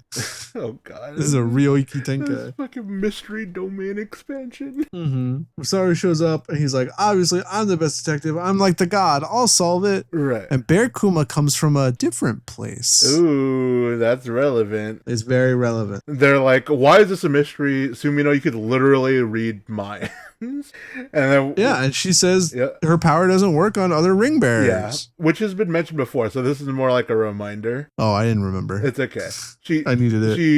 It was good that she brought it up again. So she takes this opportunity opportunity to read the mind of the only non-ring bearer in the room. Oh, the no one. Yeah, she's like, "Are you the murderer?" And he's like, "I don't know who the fucking murderer is. I want to know too." Which is honestly, on its face, pretty fucking funny. It's funny and it's cute. It makes him really fucking. It makes him.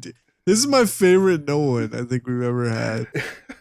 Because he just wants to know. God. Okay, now that we're like looking back on it, yeah, I did have a lot of fun with this episode overall. Maybe just the way it ended left a sour taste in my mouth. Oh, well, we'll get to that. Yeah, we'll get to that. So we see a little cutaway to Tegasword, who has summoned Gyarus. Yeah, he's dead naming him. He's like, "Hey, Tega Naguru."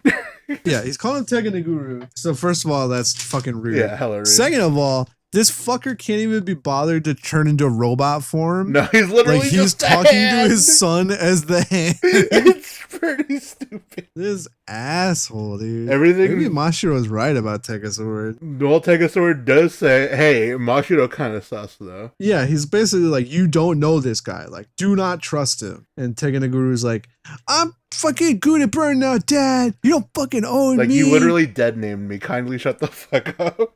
Pretty much. And then he fucking dipped. Yeah, we go from that disrespect to fucking Mashiro calling Sumino a broke ass bitch. It was so fucked. Yeah, he's like, you fucking do a dumbass detective doing it as a hobby, can't even get a case. Like, how the fuck are you gonna solve this in your stiletto pumps? Like, back the fuck up. God, all these gods, so disrespectful. Yeah, and she gives a great like performance, which is saying back what he said to her. Yeah, like she's just calmly listing it out until the last one where she's like, broke. Yeah, it's good.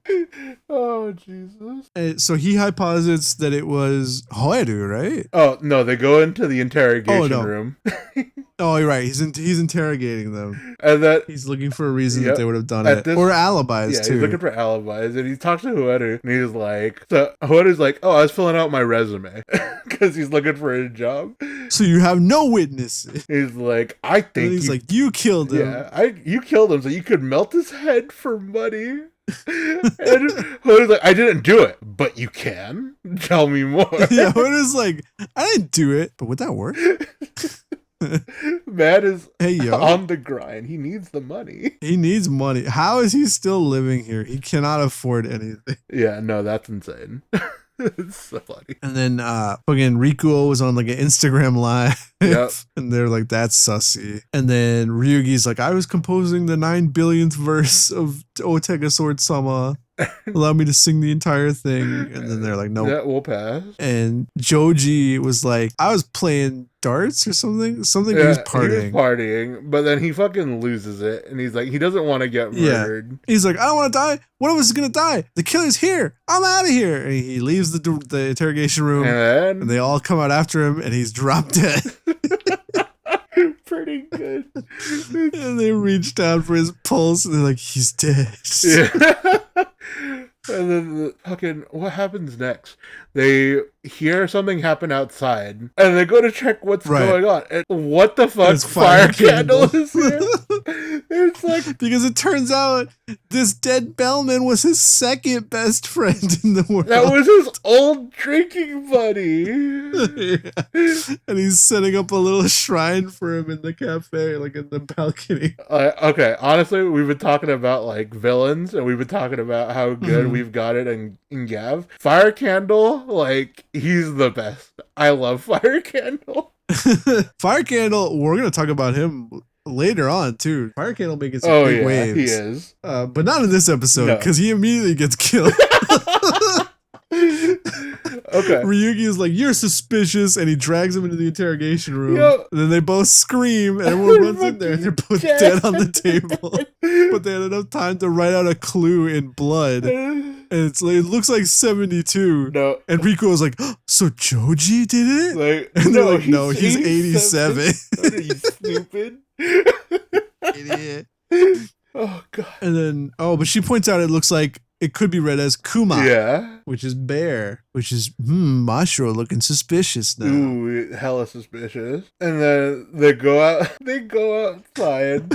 God, they all die so fucking fast. Fucking Byakuya is drinking tea and Hoen is sipping in his fucking flower. Yeah, they're all like, well, it said Kuma, so it must be you. That's a case solved. And they both take a little sip and drop dead. Oh god, and they investigate. It's like, how did they die? Huge fucking bottle of poison behind the counter for some reason. Yeah, just a big ass bottle of a nondescript poison. But thankfully, whoever poured it left their fucking hand or dipped their hands in flour first before grabbing the bottle. And then we find out, oh, gee, whose fingerprint could it possibly be? It's fucking Bear Kuma. It's Bear Kuma. Sumino's putting it all together, wrapping this case up. She's like, Mashiro dropped down from the window, but Bear Kuma came out from behind the counter. He was already here. It's Bear Kuma. And he's like, I did it for Mashiro. And Mashiro's pissed. Mashiro is pissed, but we learn a little bit about Bear Kuma. Yeah, we did. So we were like, why did this demon from hell, like, awaken when Mashiro got woken up from stone? That's all bullshit. Yeah. Bear Kuma is like a toy that he brought to life. And Goju Polar's ring power was to bring one inanimate object to life. And he picked Bear Kuma. Honestly, insane. So, insane. Just weird. Yeah. Like, just weird. Like, why only one thing? Why is that his ring power? Is it better or worse than the others? I don't know. Well, it just got him Bear Kuma. He got one use. And whether or not it was a waste, hard to say. I mean, yeah, we do see that Bear Kuma interacts with Gudabern, but it's not, like, cool. Okay. What else does Bear Kuma do? He shoots lasers. That's one thing. Okay, he does shoot lasers. He can print. That's fair. He can print tickets. That's another thing. That's worthless. That's worthless. I mean, okay. To be fair, he killed everybody in this episode. He did. He is a good, efficient at murdering people. But okay, wait. So Bear Kuma is a toy that that Goju Polar used his ring power to bring to life. Right. So is Bear Kuma not his signature weapon? I don't think he is. Are we gonna get like a Polar Smasher 50 at some point? Hard to say. There's so much shit that There's goes some on kind this of episode. It's a lot. To be honest, I don't even know if this is true or if this is just for this scenario with the guy.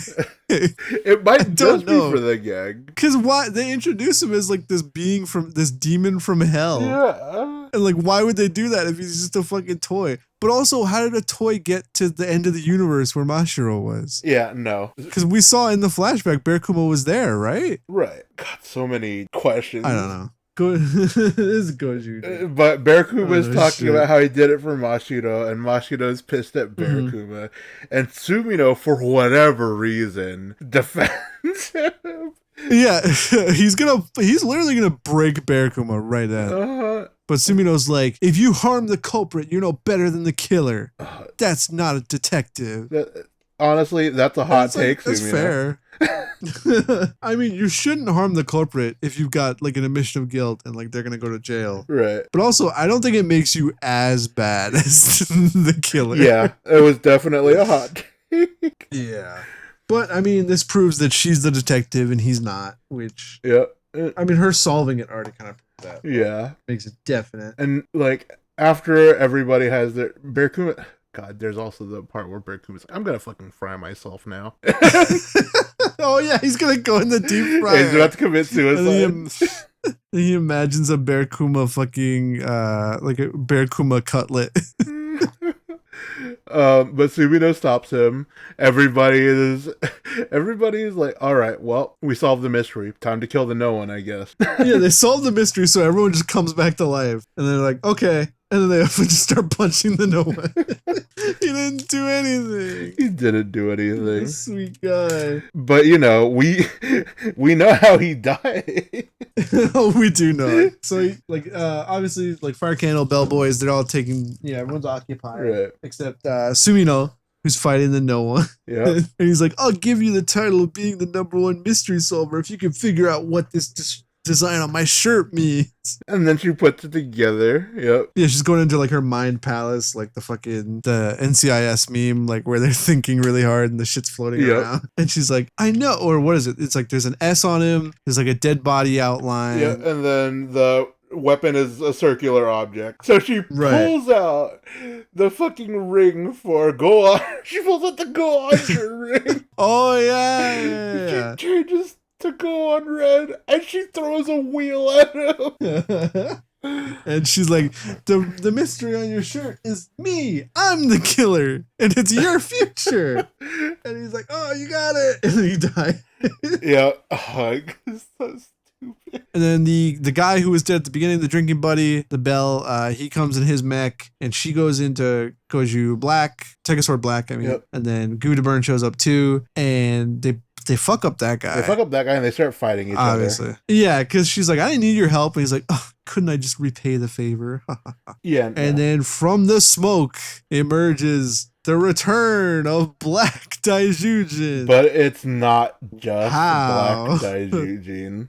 He combines himself with the arms of Gao, the legs of Shinken-O. Oh yeah, the shoulders of Engine-O. And the shoulders of Engine-O. Oh my god, it looks disgusting. It's hideous. I hate it. It's pretty fucking ugly. So I think I mentioned before, like, Bandai's doing this new DX Robo Universe thing where they're taking past Sentai mechs and then making them like almost like Lego, right? Where you can snap them apart and mix and match and stuff for this reason. And this is the advertisement for that product line. Oh god, it's awful. I hate it. It's really ugly, and his arms look really stubby and small. Yeah, no, like. The proportions of each part do not match with every other part. It looks it looks awful. I hate it. It doesn't look good. But also like, okay, we gotta get into this. So Black Daijujin showed up the other time because they had Masaru like mind controlled, the Zhu Ranger ring guy, right? And they made a big deal about how they needed Masaru, because otherwise they couldn't control Daijujin. Yeah, and yet here we are, new universe, and Kuon is Black Daijujin fucking piloting it. Yeah. Oh, we don't learn that till next episode. We don't learn that till next episode. But yeah, no, it's okay. So we know Gary kept his memories of the old timeline, right? So I wonder if like in this new universe he just immediately ran out and got Masaru. But then Masaru wasn't even in the cockpit, whereas last time he had to pilot it. Right. So it's all so confusing and disjointed. I don't know. And I hate it. This is what made the episode bad for me. The rest of the episode's amazing. Yeah, rest of the episode 10 out of 10. This moment, like, head scratch out of 9. Head scratch out of 9. Yeah, I mean, we've talked about, I broke down last episode talking about how, like, Gozyuger just does not add up. Like, the rules of this universe are unknowable. Nope. And I think at this point, I'm just here. I'm just going along with it. I'm not going to try and think too hard about how things are happening. We're 18 episodes in. This is episode 18. Like, we're almost halfway through. Everything is so confusing. It's clear that like it's just not that kind of show, bro. Yeah, it's like, you know, it's like Dawn Brothers. Like, don't ask, just ride. Yeah, just ride. Are there questions you have? Yeah. Will they get answered? No, probably not. Just go along. Yeah. Just chill out. But yeah, so I mean, love this episode except for that ending. Jumping into 19, we do see that it is Gary in the cockpit of Black Daijujin. Yep. As they run away. Yeah, because apparently this Gatai Daijujin monster is so much stronger than them. Yeah, he's way more powerful than Tegasword and Gyarus. Already, Gyarus had like 2 episodes and now he's been outscaled. Yep. And then, yeah, at this point we find out Kuon is piloting the Daijujin monster. Right. And with next scene, we see Hoiru working at the honey store. Yep, part-time. And fucking Mashiro, apparently #1 honey hunter, he's like grilling him on like, what's the best honey? And Hoiru's like, I just started here, like I don't know. Yeah, he's like, don't you know that which bee or which flower the bee drinks from changes the flavor of the honey subtly? And he's like, God, like shut up, like no, fucking fuck honey off. loser. Yeah. And the boss comes out and she's like, oh, hi, Mashiro-san. It's lovely to see you. Is my employee being okay? And the next scene is Hoiru walking away like, fucking bitch got me fired. Honestly, it's hella fucked up. It's so rude. Yeah. Oh, God. But he does get a little pick-me-up after getting fired. He runs into Flashback Girl. Oh, well, I mean, one of the reasons Maestro got heated, we should point it out, is he asked Hotaru what his wish was, right? And then we got another cut to Hotaru remembering the scene with the girl in the rain. She's like, don't wish for anything. And he's like, I'm looking for it. And that pisses Maestro off even more. But yeah, so he walks and he runs into that girl from that flashback. Mine. And now we know, in this episode, like, it actually is interesting. We learn why Hotaru is the way that he is. It's actually great. We do, yeah. It's later on, but yeah. And it makes sense, like, completely. It does. Yeah, so he runs into her and he's like, what, Mine-san? And she's like, I just got out of the no one world, like, right now. Yep, exactly the same age as she was in his memory. Yeah, in the flashback where he's like 8 years old, she looks exactly the same. I'm sure this is real. Yeah, totally. He takes her to the cafe, right? They're reminiscing, and everybody's being kind of weird about it. Everybody's like, whoever brought home a girl? My God. Could this be first love? Yeah, and Joji's like, I'll get to the bottom of this. And he just walks up and he's like, so are you two fucking? Thanks, Joji. 10 out of 10. Thanks, Joji. Thanks for the update. Yeah. That's the most Joji we get out of these 3 episodes. Oh, yeah. He died and then he fucking awkwardly asked if they're dating. God, it's so awkward. Yeah, and Hotaru's like, obviously not. Like, come on. And then she's like, but wait, we could. And then she drags him onto a date. Yeah, she's like, actually, let's go on a date right now. And they leave. Yep, they leave. And then we get a scene of Gare Bear, our baby boy Gary, running into Mashiro. Actually, he's about to assassinate his bitch ass. That's very true. But then Mashiro's like, what are you doing back there, bitch? Without even turning his head. Yeah, he catches the blade between 2 fingers. Honestly, power move. Power move. I mean, he's been fucking aura farming since he showed up. And so like Gary's like talking about how much he cares. What he's talking. Somehow they're talking about Hotaru. Yeah, they're talking about Hotaru, and like because the scene is broken up by Hotaru on his date with Mine. Oh, you're right. That's why my notes are like split up. Your notes are split up because like this scene is happening in tandem with the date that Hood is on. Right. So we get a bunch of cuts of them doing like date-like things. It's cute. Yeah, it's kind of cute, but then one of the other members like ruins it. And so they have to move on. Every time someone's ruining the date. Yeah. And we get confirmation that like she was this old in the flashback. Right. Like they bring it up a lot. How she's like, you're a man now. Like you were just a little boy when I knew you. Haha. Yep, it's pretty weird. A little weird. A little weird that you would go on a date with someone you knew at 8 years old. Yeah, honestly. Just saying. Kind of gives predatory vibes, but you know what else gives predatory vibes? Kuon talking about Hoeru. Oh my god, dude. This is insane. Okay, so he's trying to pick a fight with Mashiro, like they're talking about Hoeru. Yep. And Mashiro's like, you sure you want to keep like fighting and shit with that scar on your back? Yeah, and Kuon, Gary gets fucking pissed. Shut the fuck up. Gary gets pissed.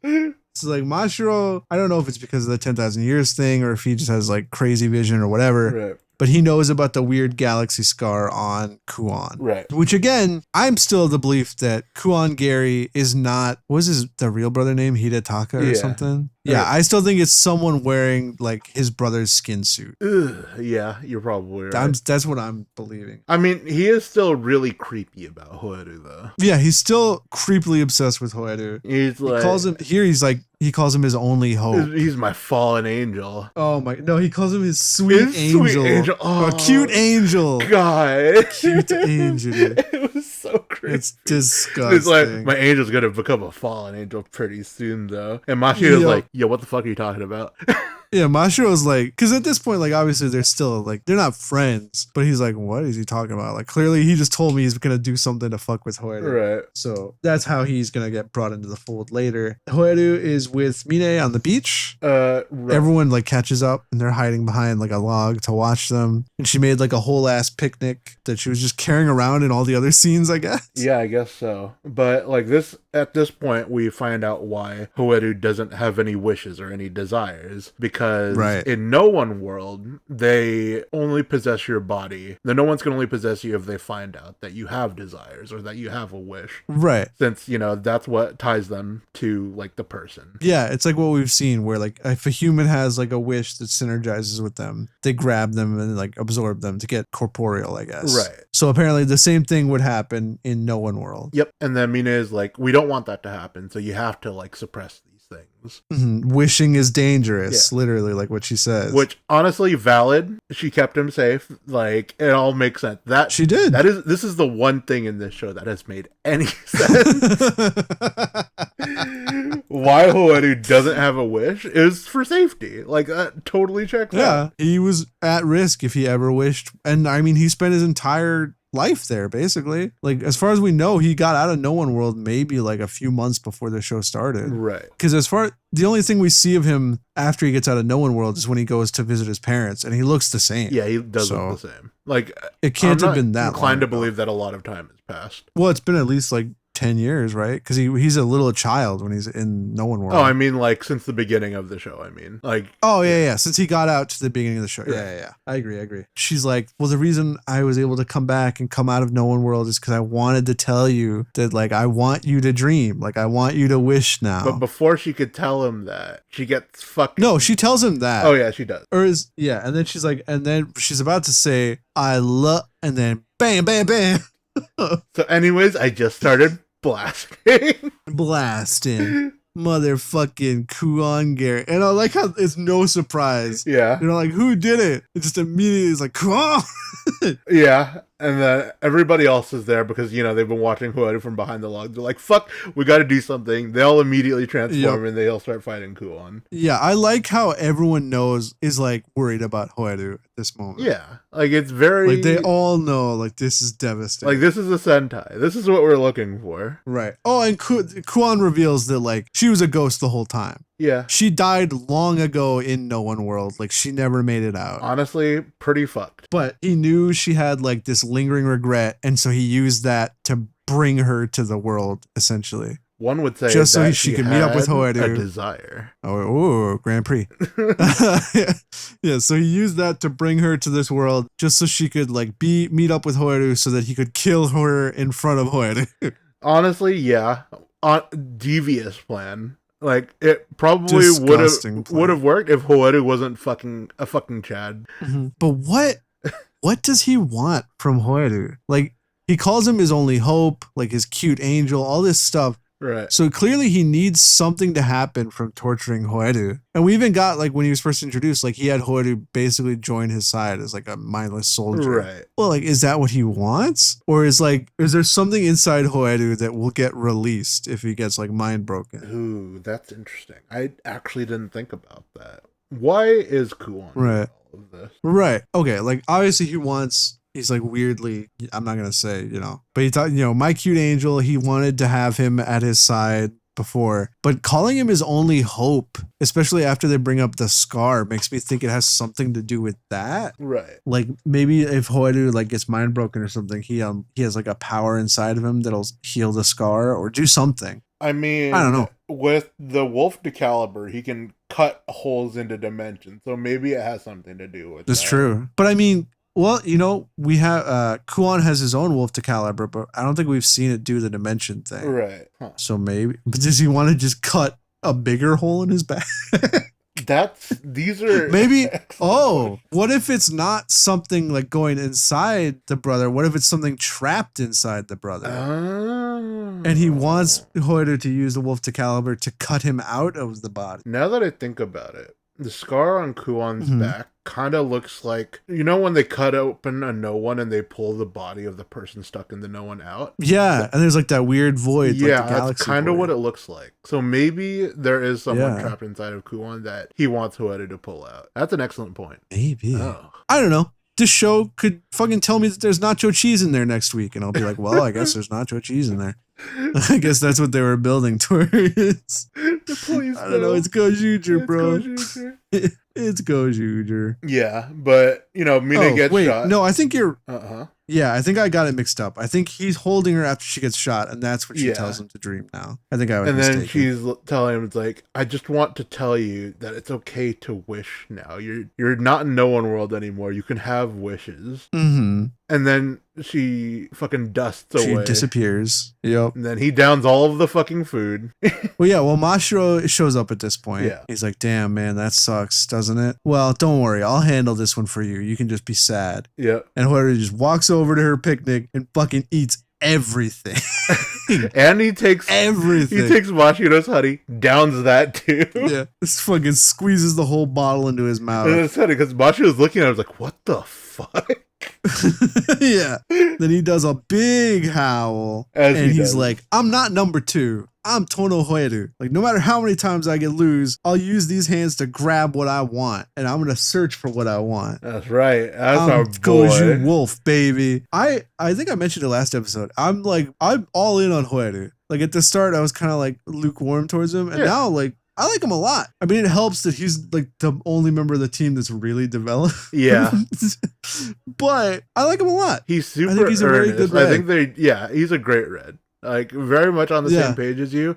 In the beginning, I was kind of off about him. He just kind of seemed like another one of those, oh, I'm the idiot, but I'm also the leader. But no, there are layers to him. They're actually developed him appropriately. And I'm rooting for him. Yeah. And he feels different from Reds because he, like you said, like he is dumb. Yeah. And he has like a bad attitude. But like he's also caring and like creative. Yeah. Like you pointed out, like he's earnest. He thinks outside of the box. He finds solutions to problems that you would never even think about normally. So he's got every aspect of a good red in spades. Right. But it's like, it's all the good aspects, but it's like spicy, like nacho flavor. Ooh, maybe like it is mixed around. Cheese. Like, you're right. God damn it. You know what I mean? Yeah. It's like they took all the things that you would like about a red, but like they're all like different. They're like slightly different. So he stands out. Like if you put him with all the reds from like the last 10 years, he's different, which is good. Even in the next episode, he has a little scene where he's like having a lot of fun. So just overall. It's true. But like, what do you call it? I know one of the big complaints about like the later Heisei reds were like they were all like Genki red. Oh yeah. And so I think it's great that when you put the Reiwa stuff together, they're all very different. Yeah. Like I think that's a very good We've sign. gotten a good range of reds. Like we've had like the competent cool red in Boom Boonjer. Mm-hmm. We got the Genki red in Kira Major. And right. We have whatever the fuck Zenkaiser is. Yeah. We'll never know. And like with Dawn the Brothers. Perfect being. Yeah. With Dawn Brothers, he was both goofy and hyper competent. So he's goofy, hyper confident, he's perfect, and unlikable. He's the best. Unlikable got me. Jesus Christ. That's his whole story. Is like he's so perfect that no one likes him. Yeah. And then Hoaru has taken all of the best aspects of these reds and just kind of made he's his own character in a great way. Yeah, he remixed it. Yeah. He's fucking Sprite with tea. He's his own thing. Sprite with tea. God, okay. Yeah, so then they all fight. Yeah, they all fight. Yeah. Fucking does a He's fighting Gary. Oh, he is fighting Gary. You're right. No. Yeah. He's fighting Gary. And at one point it looks like he cuts the Tegajun. Like he cuts the blade part off the bottom. Yeah. I'm not sure. I don't know if that's relevant. It doesn't feel like it was relevant because it feels like he kind of shrugged it off. Yeah, it is very cool that like Gary's like, huh, you sure you can fight like Hoeru? Like, I'm sure you're devastated right now. Hoeru is just like catches his like blade and then fucking slashes him up. Yep. Like, no, like fuck you, Gary. Yeah, fuck you suck. And then he calls Daijujin. Yeah, he calls Black Daijujin. Does the same thing with switches out all the pieces. And then Mashiro's like, you know what? this one time I feel bad for you. So like, I'll help out. And we get the first ever mecha combination in Gozyuger. Goldness Gatai. Godness Gatai Tegasword Waitoban. It's cool. I don't hate it. But yeah, it's neat. It feels like too much goo to burn. Like it is a lot of goo to burn. Yeah. Like the Tegasword is basically like stuck on the back. Right. Basically. I don't know. I mean, obviously everything about Gozyuger's mech thing is different, right? Because they don't combine, like they're not made up of a bunch of pieces. Yeah. This is literally just like two Megazords, not even Megazords, like just two like Dragon from Die Ranger, like his battle form. This is like if you smush two of those together. That is a very just two apt men description. smushed together. Yeah. But they are both in the cockpit. That's kind of interesting, I guess. Yeah, and Hoedo's in the front and Mashiro's in the back.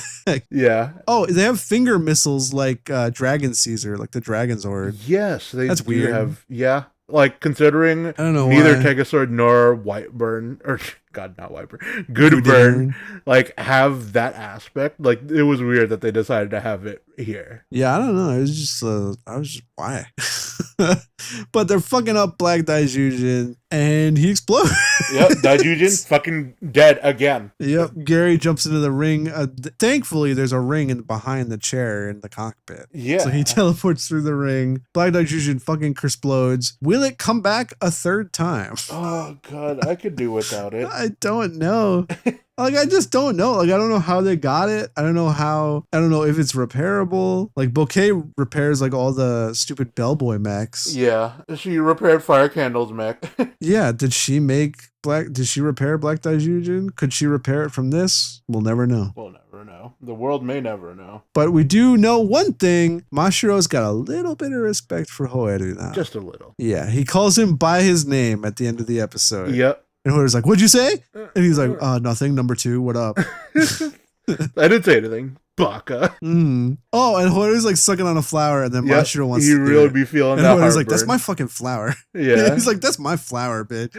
He's like, really? Like, I helped you out and you're not going to give me a flower? No, it's my flower. And Hoedo's like, you got me fired. He did get him fired. Honestly, valid crash out.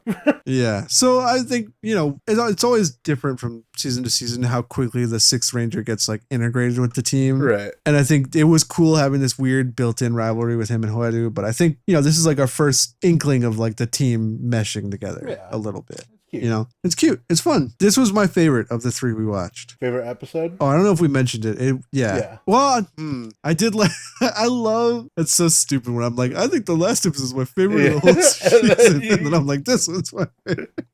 Look. I'll clarify. I think the last one is my favorite no one. Yeah, favorite no one episode. But 18. But this is probably my favorite of the episode. Like 19 is a great character development episode. Yeah. I think, as much as I love to laugh, I think I'll always look back on like the serious character moments more. Yeah. When everything's said and done, like, end of next February. No, end of like March or whatever. Like we're already talking about Sentai 51. Go Ichijuger. Jesus. I probably won't remember the fucking mystery episode. I'll be real. Yeah, probably. I might remember when Hoedo's fucking ghost One-chan got fucking shot in the face. And he downed an entire bottle of honey and ate all of the food in the picnic. Yeah, he ate fucking 16 sandwiches and drank an entire bottle of honey. Maybe I'll remember that. Real boss move on his part. Yeah, it was. Yep. Okay. Episode 20. A Sumino episode. Amazing. A Sumino episode. Huge developments in terms of her pre-established plot. Right. Don't know if I'm a fan of it. But it's something. Well, there's still a lot, much like the rest of Gozyuger, there's a lot up in the air with this plot. Yeah.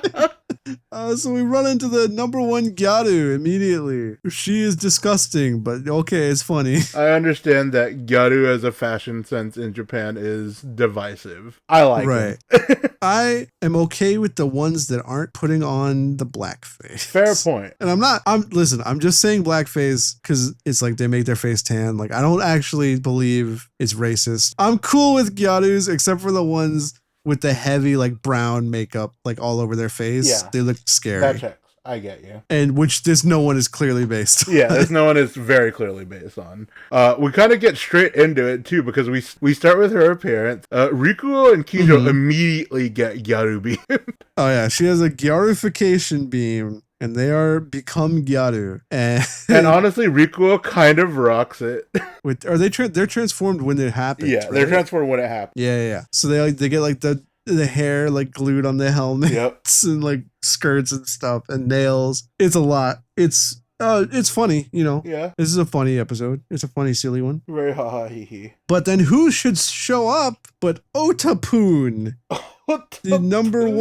The self-declared number one gyaru. And it's very funny. She gets like the Shinkenger entrance with like the white tapestry behind her. One of her friends is the scary makeup gyaru that I don't like. Yeah. But she comes out, first of all, doesn't really look that gyaru. No. She kind of just looks like a regular schoolgirl. She's not as gyaru as her friends. It's not so I don't know why she was promoted to number one. It's a way of life. It's a culture. Right? Yeah, it is a way of life. That's what I learned this episode. Being gyaru is a way of life. Yeah, she gets the Shinken Red ring. Yeah, she is Shinken Red. This is very funny considering Shinken Red just won the number one spot in the popularity poll. I had no idea. That's funny. Yeah. They did a poll for like favorite Sentai like of all time, and Shinken Red won number one. Yeah. And then now he's a gyaru. Now he's a gyaru.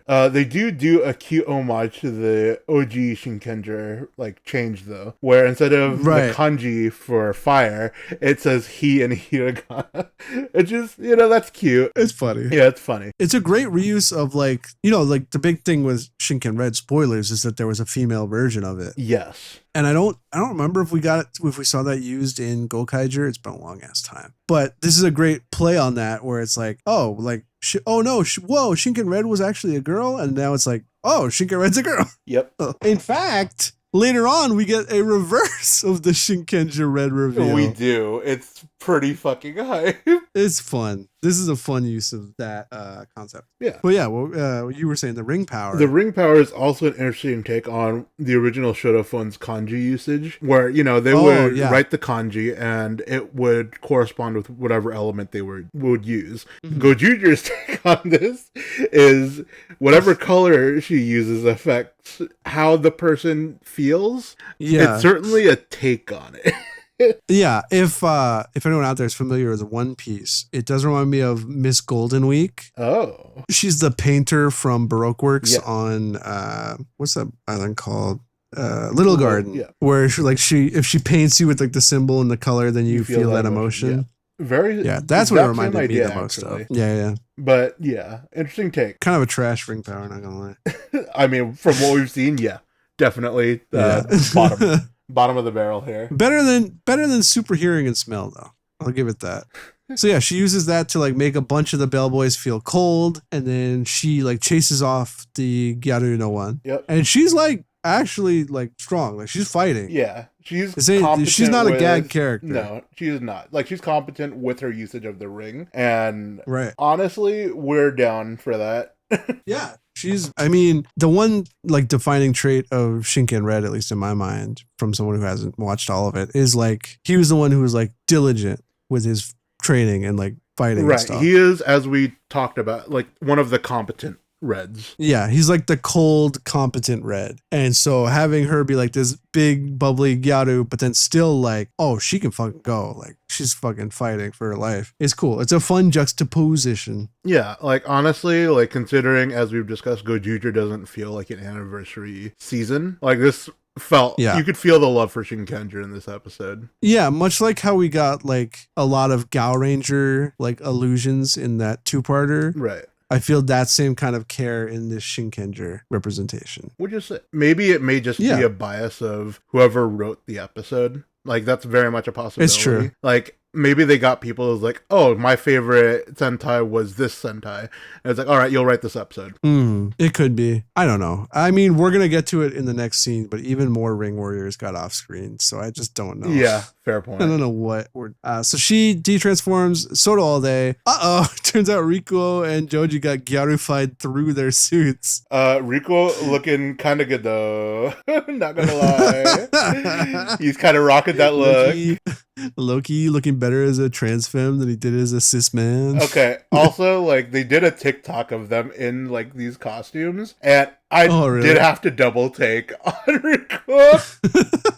It's like, wait, like, that's definitely Joji. Who the hell is that? But she like calls him out. She's like, you'll never be number one Gyarus, but don't worry, like I'll teach you how to be Gyaru. Me, Sumino's last name Oto. And then Sumino's like, what? God. My little sister, the missing little sister, guys. Checks her neck. Oh, honestly, my God, she's got the same mole. Oh yeah, she's got the moles back there that her sister had. Two things. One, the younger sister looks older than Sumino. Yep. Really, no offense to the actress, I think she's doing a great job, but I think that the character that they wrote kind of needed an older actor. Or a younger actor for the little sister. True enough, or a younger actor. Well, but they wrote Sumino's supposed to have already been a police officer for like a while. That's true. And she looks like she's in high school. Anyway, second thing, I didn't expect this to happen so fast. Yeah, honestly, we're kind of getting the little sister much sooner than... Well, is it really that soon? This is episode 20.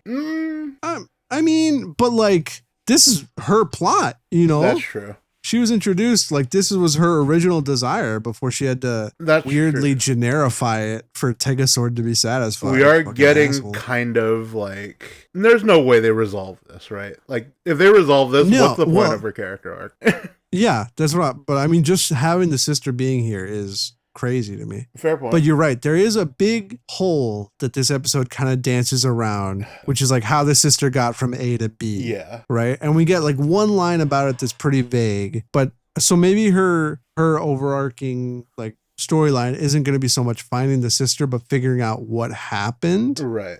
Like in the interim, which it's still, I'm still fine with that. But I just didn't think that we would get the sister like just thrown at us. Fair point. But I mean, if there's one thing you can give Gozyuger, it's it keeps us on our fucking toes. God does it. Yeah, so we get a scene with Boquette going to Tegajun. She's like, look, I off-screened more Sentai warriors. Yeah. Once again, just like, why even have the Sentai war? Yep. Is Taya even out there? Can we get a pulse check? Nah, man's fucking dead.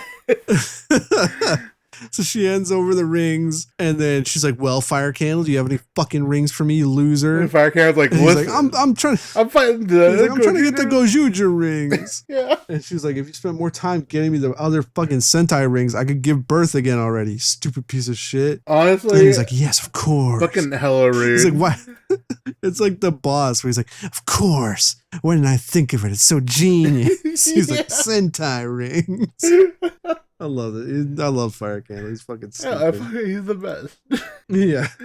So then everyone's in Gyaru class. Sumino's still like freaking out. Like Oto has no memory of Sumino at all. Right. And she's like, I'm your big sister. Like, what happened? Like, look at me. And Oto's like, I'm trying to like teach him about Gyaru. Like, chill the fuck out. Yeah. And honestly, like these scenes with them taking the Gyaru lessons, Hueru is so earnest.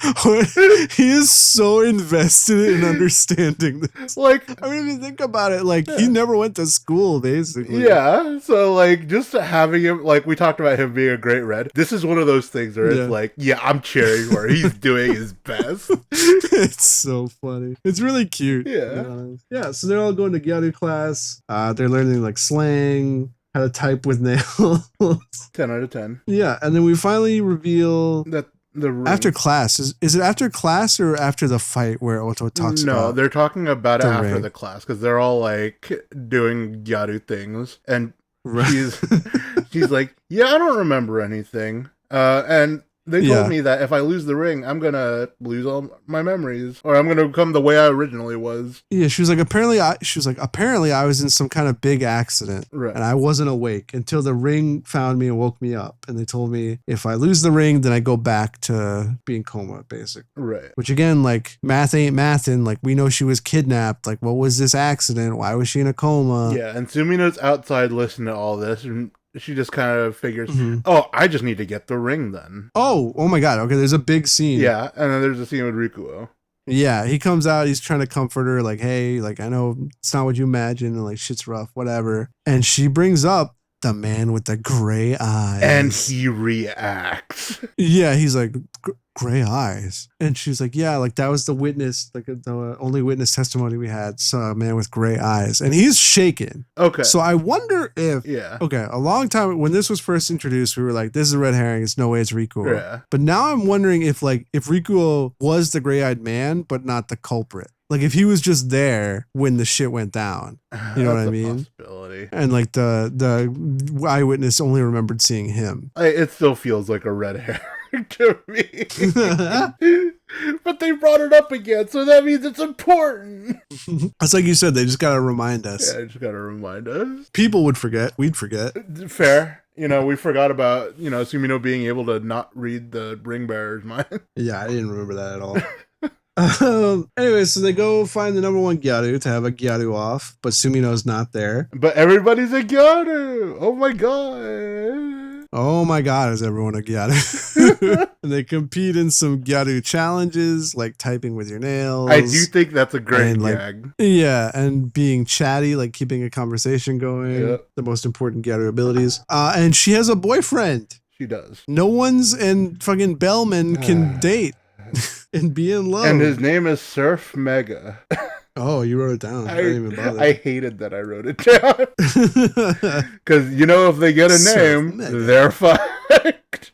Oh, yeah. He was fucked the second he came down on the mech. Oh, yeah.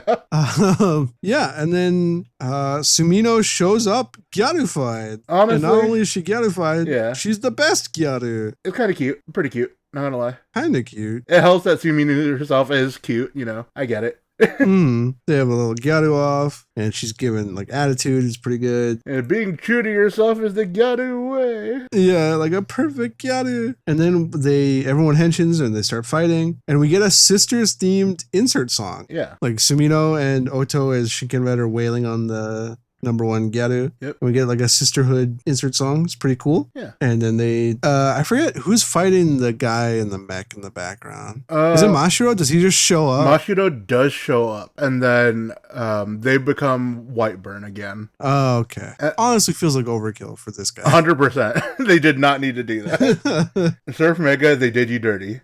Yep. And they defeat everybody. Everybody's happy. Oto and Sumino, like, she might not have the relationship she wants with her, but she's gonna have her sister kind of back, right? Yeah, like Baby she steps. wants to have a relationship with the new Oto. When motherfucking Fire Candle drops from the roof, smacks her with his fucking candlestick. A ring falls off. Yeah. Her ring falls off, grabs the ring and her Sentai Tega sword, whatever we're calling those. Yeah. The silver one. I think they're called the Universe Warrior swords. Something like that. Maybe. Something like that. Something. And he's like, "Waha! Now I, Fire Candle, will power up and defeat you." And he henshins into a male Shinken Red. And his kanji is a male Shinken Red. Oh my god! And his transformation sequence does have the kanji, like it's the he again. It's pretty for fire. Yeah, which he's Fire Candle. It all makes sense. He is Fire Candle. He's fucking Fire Candle, and now he's Shinken Red. And what does this mean for Sumino's sister? Is she gonna go into a coma? Oh my god! Oh my god! This is it was a fun way to end an episode. Yeah, I will say in the preview you do see them both transform into Shinken Red. I don't know how that happens. I don't know what that's about. I don't know what's going on there, how they're going to make two of the same ring. They're cheating. But it's Gozyuger. It's Gozyuger. If they want to do it, they'll do it. Yeah, you're right. The rule of thumb with Gozyuger is if they want to fucking do it, they're going to do it. And I just have to accept that it happens. Yeah. They wanted the world to end, and the world kind of ended. The world ended, and then it came back, and it was almost the same, and we've jumped right back into the normal status quo. That's Gozyuger. Yeah. 18, 19, and 20. Again? Oh, God. I can't wait for it to happen again. Yeah, I really don't know. I'm having fun. I want to point that out. Like, I'm not down on Gozyuger at all. It's hella fun. But it's hella fun and also hella confusing. Yeah, I'm still just as confused as I was in the last episode of the podcast. I'm just trying to ignore it. Oh, God. Yeah, no. 15 was the end of an era, we'll call it. Yeah, 15 was the end of the Gozyuger I thought I was going to get. Yeah. And we have begun the weirdness era. We've accepted our fate. I've accepted it. I've moved on. Yep. I haven't moved on. I'm still there, tied to the chair, screaming, kicking my feet. Well, I think I don't have anything more to say to you. No, this was just a fun series of Sentai episodes. Yeah, a lot of, we had the one like dramatic episode in the middle. Well, there was drama in the last episode too. Yeah. But a lot of goofiness too. A lot of goofiness. Yeah. It was fun. That first episode was really funny. Oh, God. Yeah. I don't know if there's a point announcing it because this one for sure probably isn't. No, this one might come out. Well, none of them are going to come out until after the trip. Okay. You know what? Fair point. But yeah, so Dominic and I are going on a trip out of the country. There's more than just us. It's not a honeymoon or anything. Ooh. I'll point that out. But yeah, so I know the podcast is behind. I'm sorry. I'm going to work on editing them on the flight. It's crazy. So hopefully, like, as soon as we get back home, it'll be just like bam, bam, bam, bam, and then we're caught up again. Because I brought it up in a couple episodes. I'd like to do video content. It's just I have to make sure that the podcast is like up to date. Yeah. Otherwise, I feel so guilty. No, that's understandable.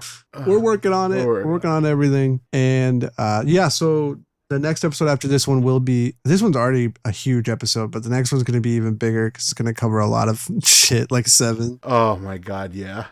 We're going to have so much to catch up on when we get back. Yep. But we will be back, and we'll see you next time. Yep. Hit 'em. Remember, we're just 2 guys talking Tokusatsu. Goodbye.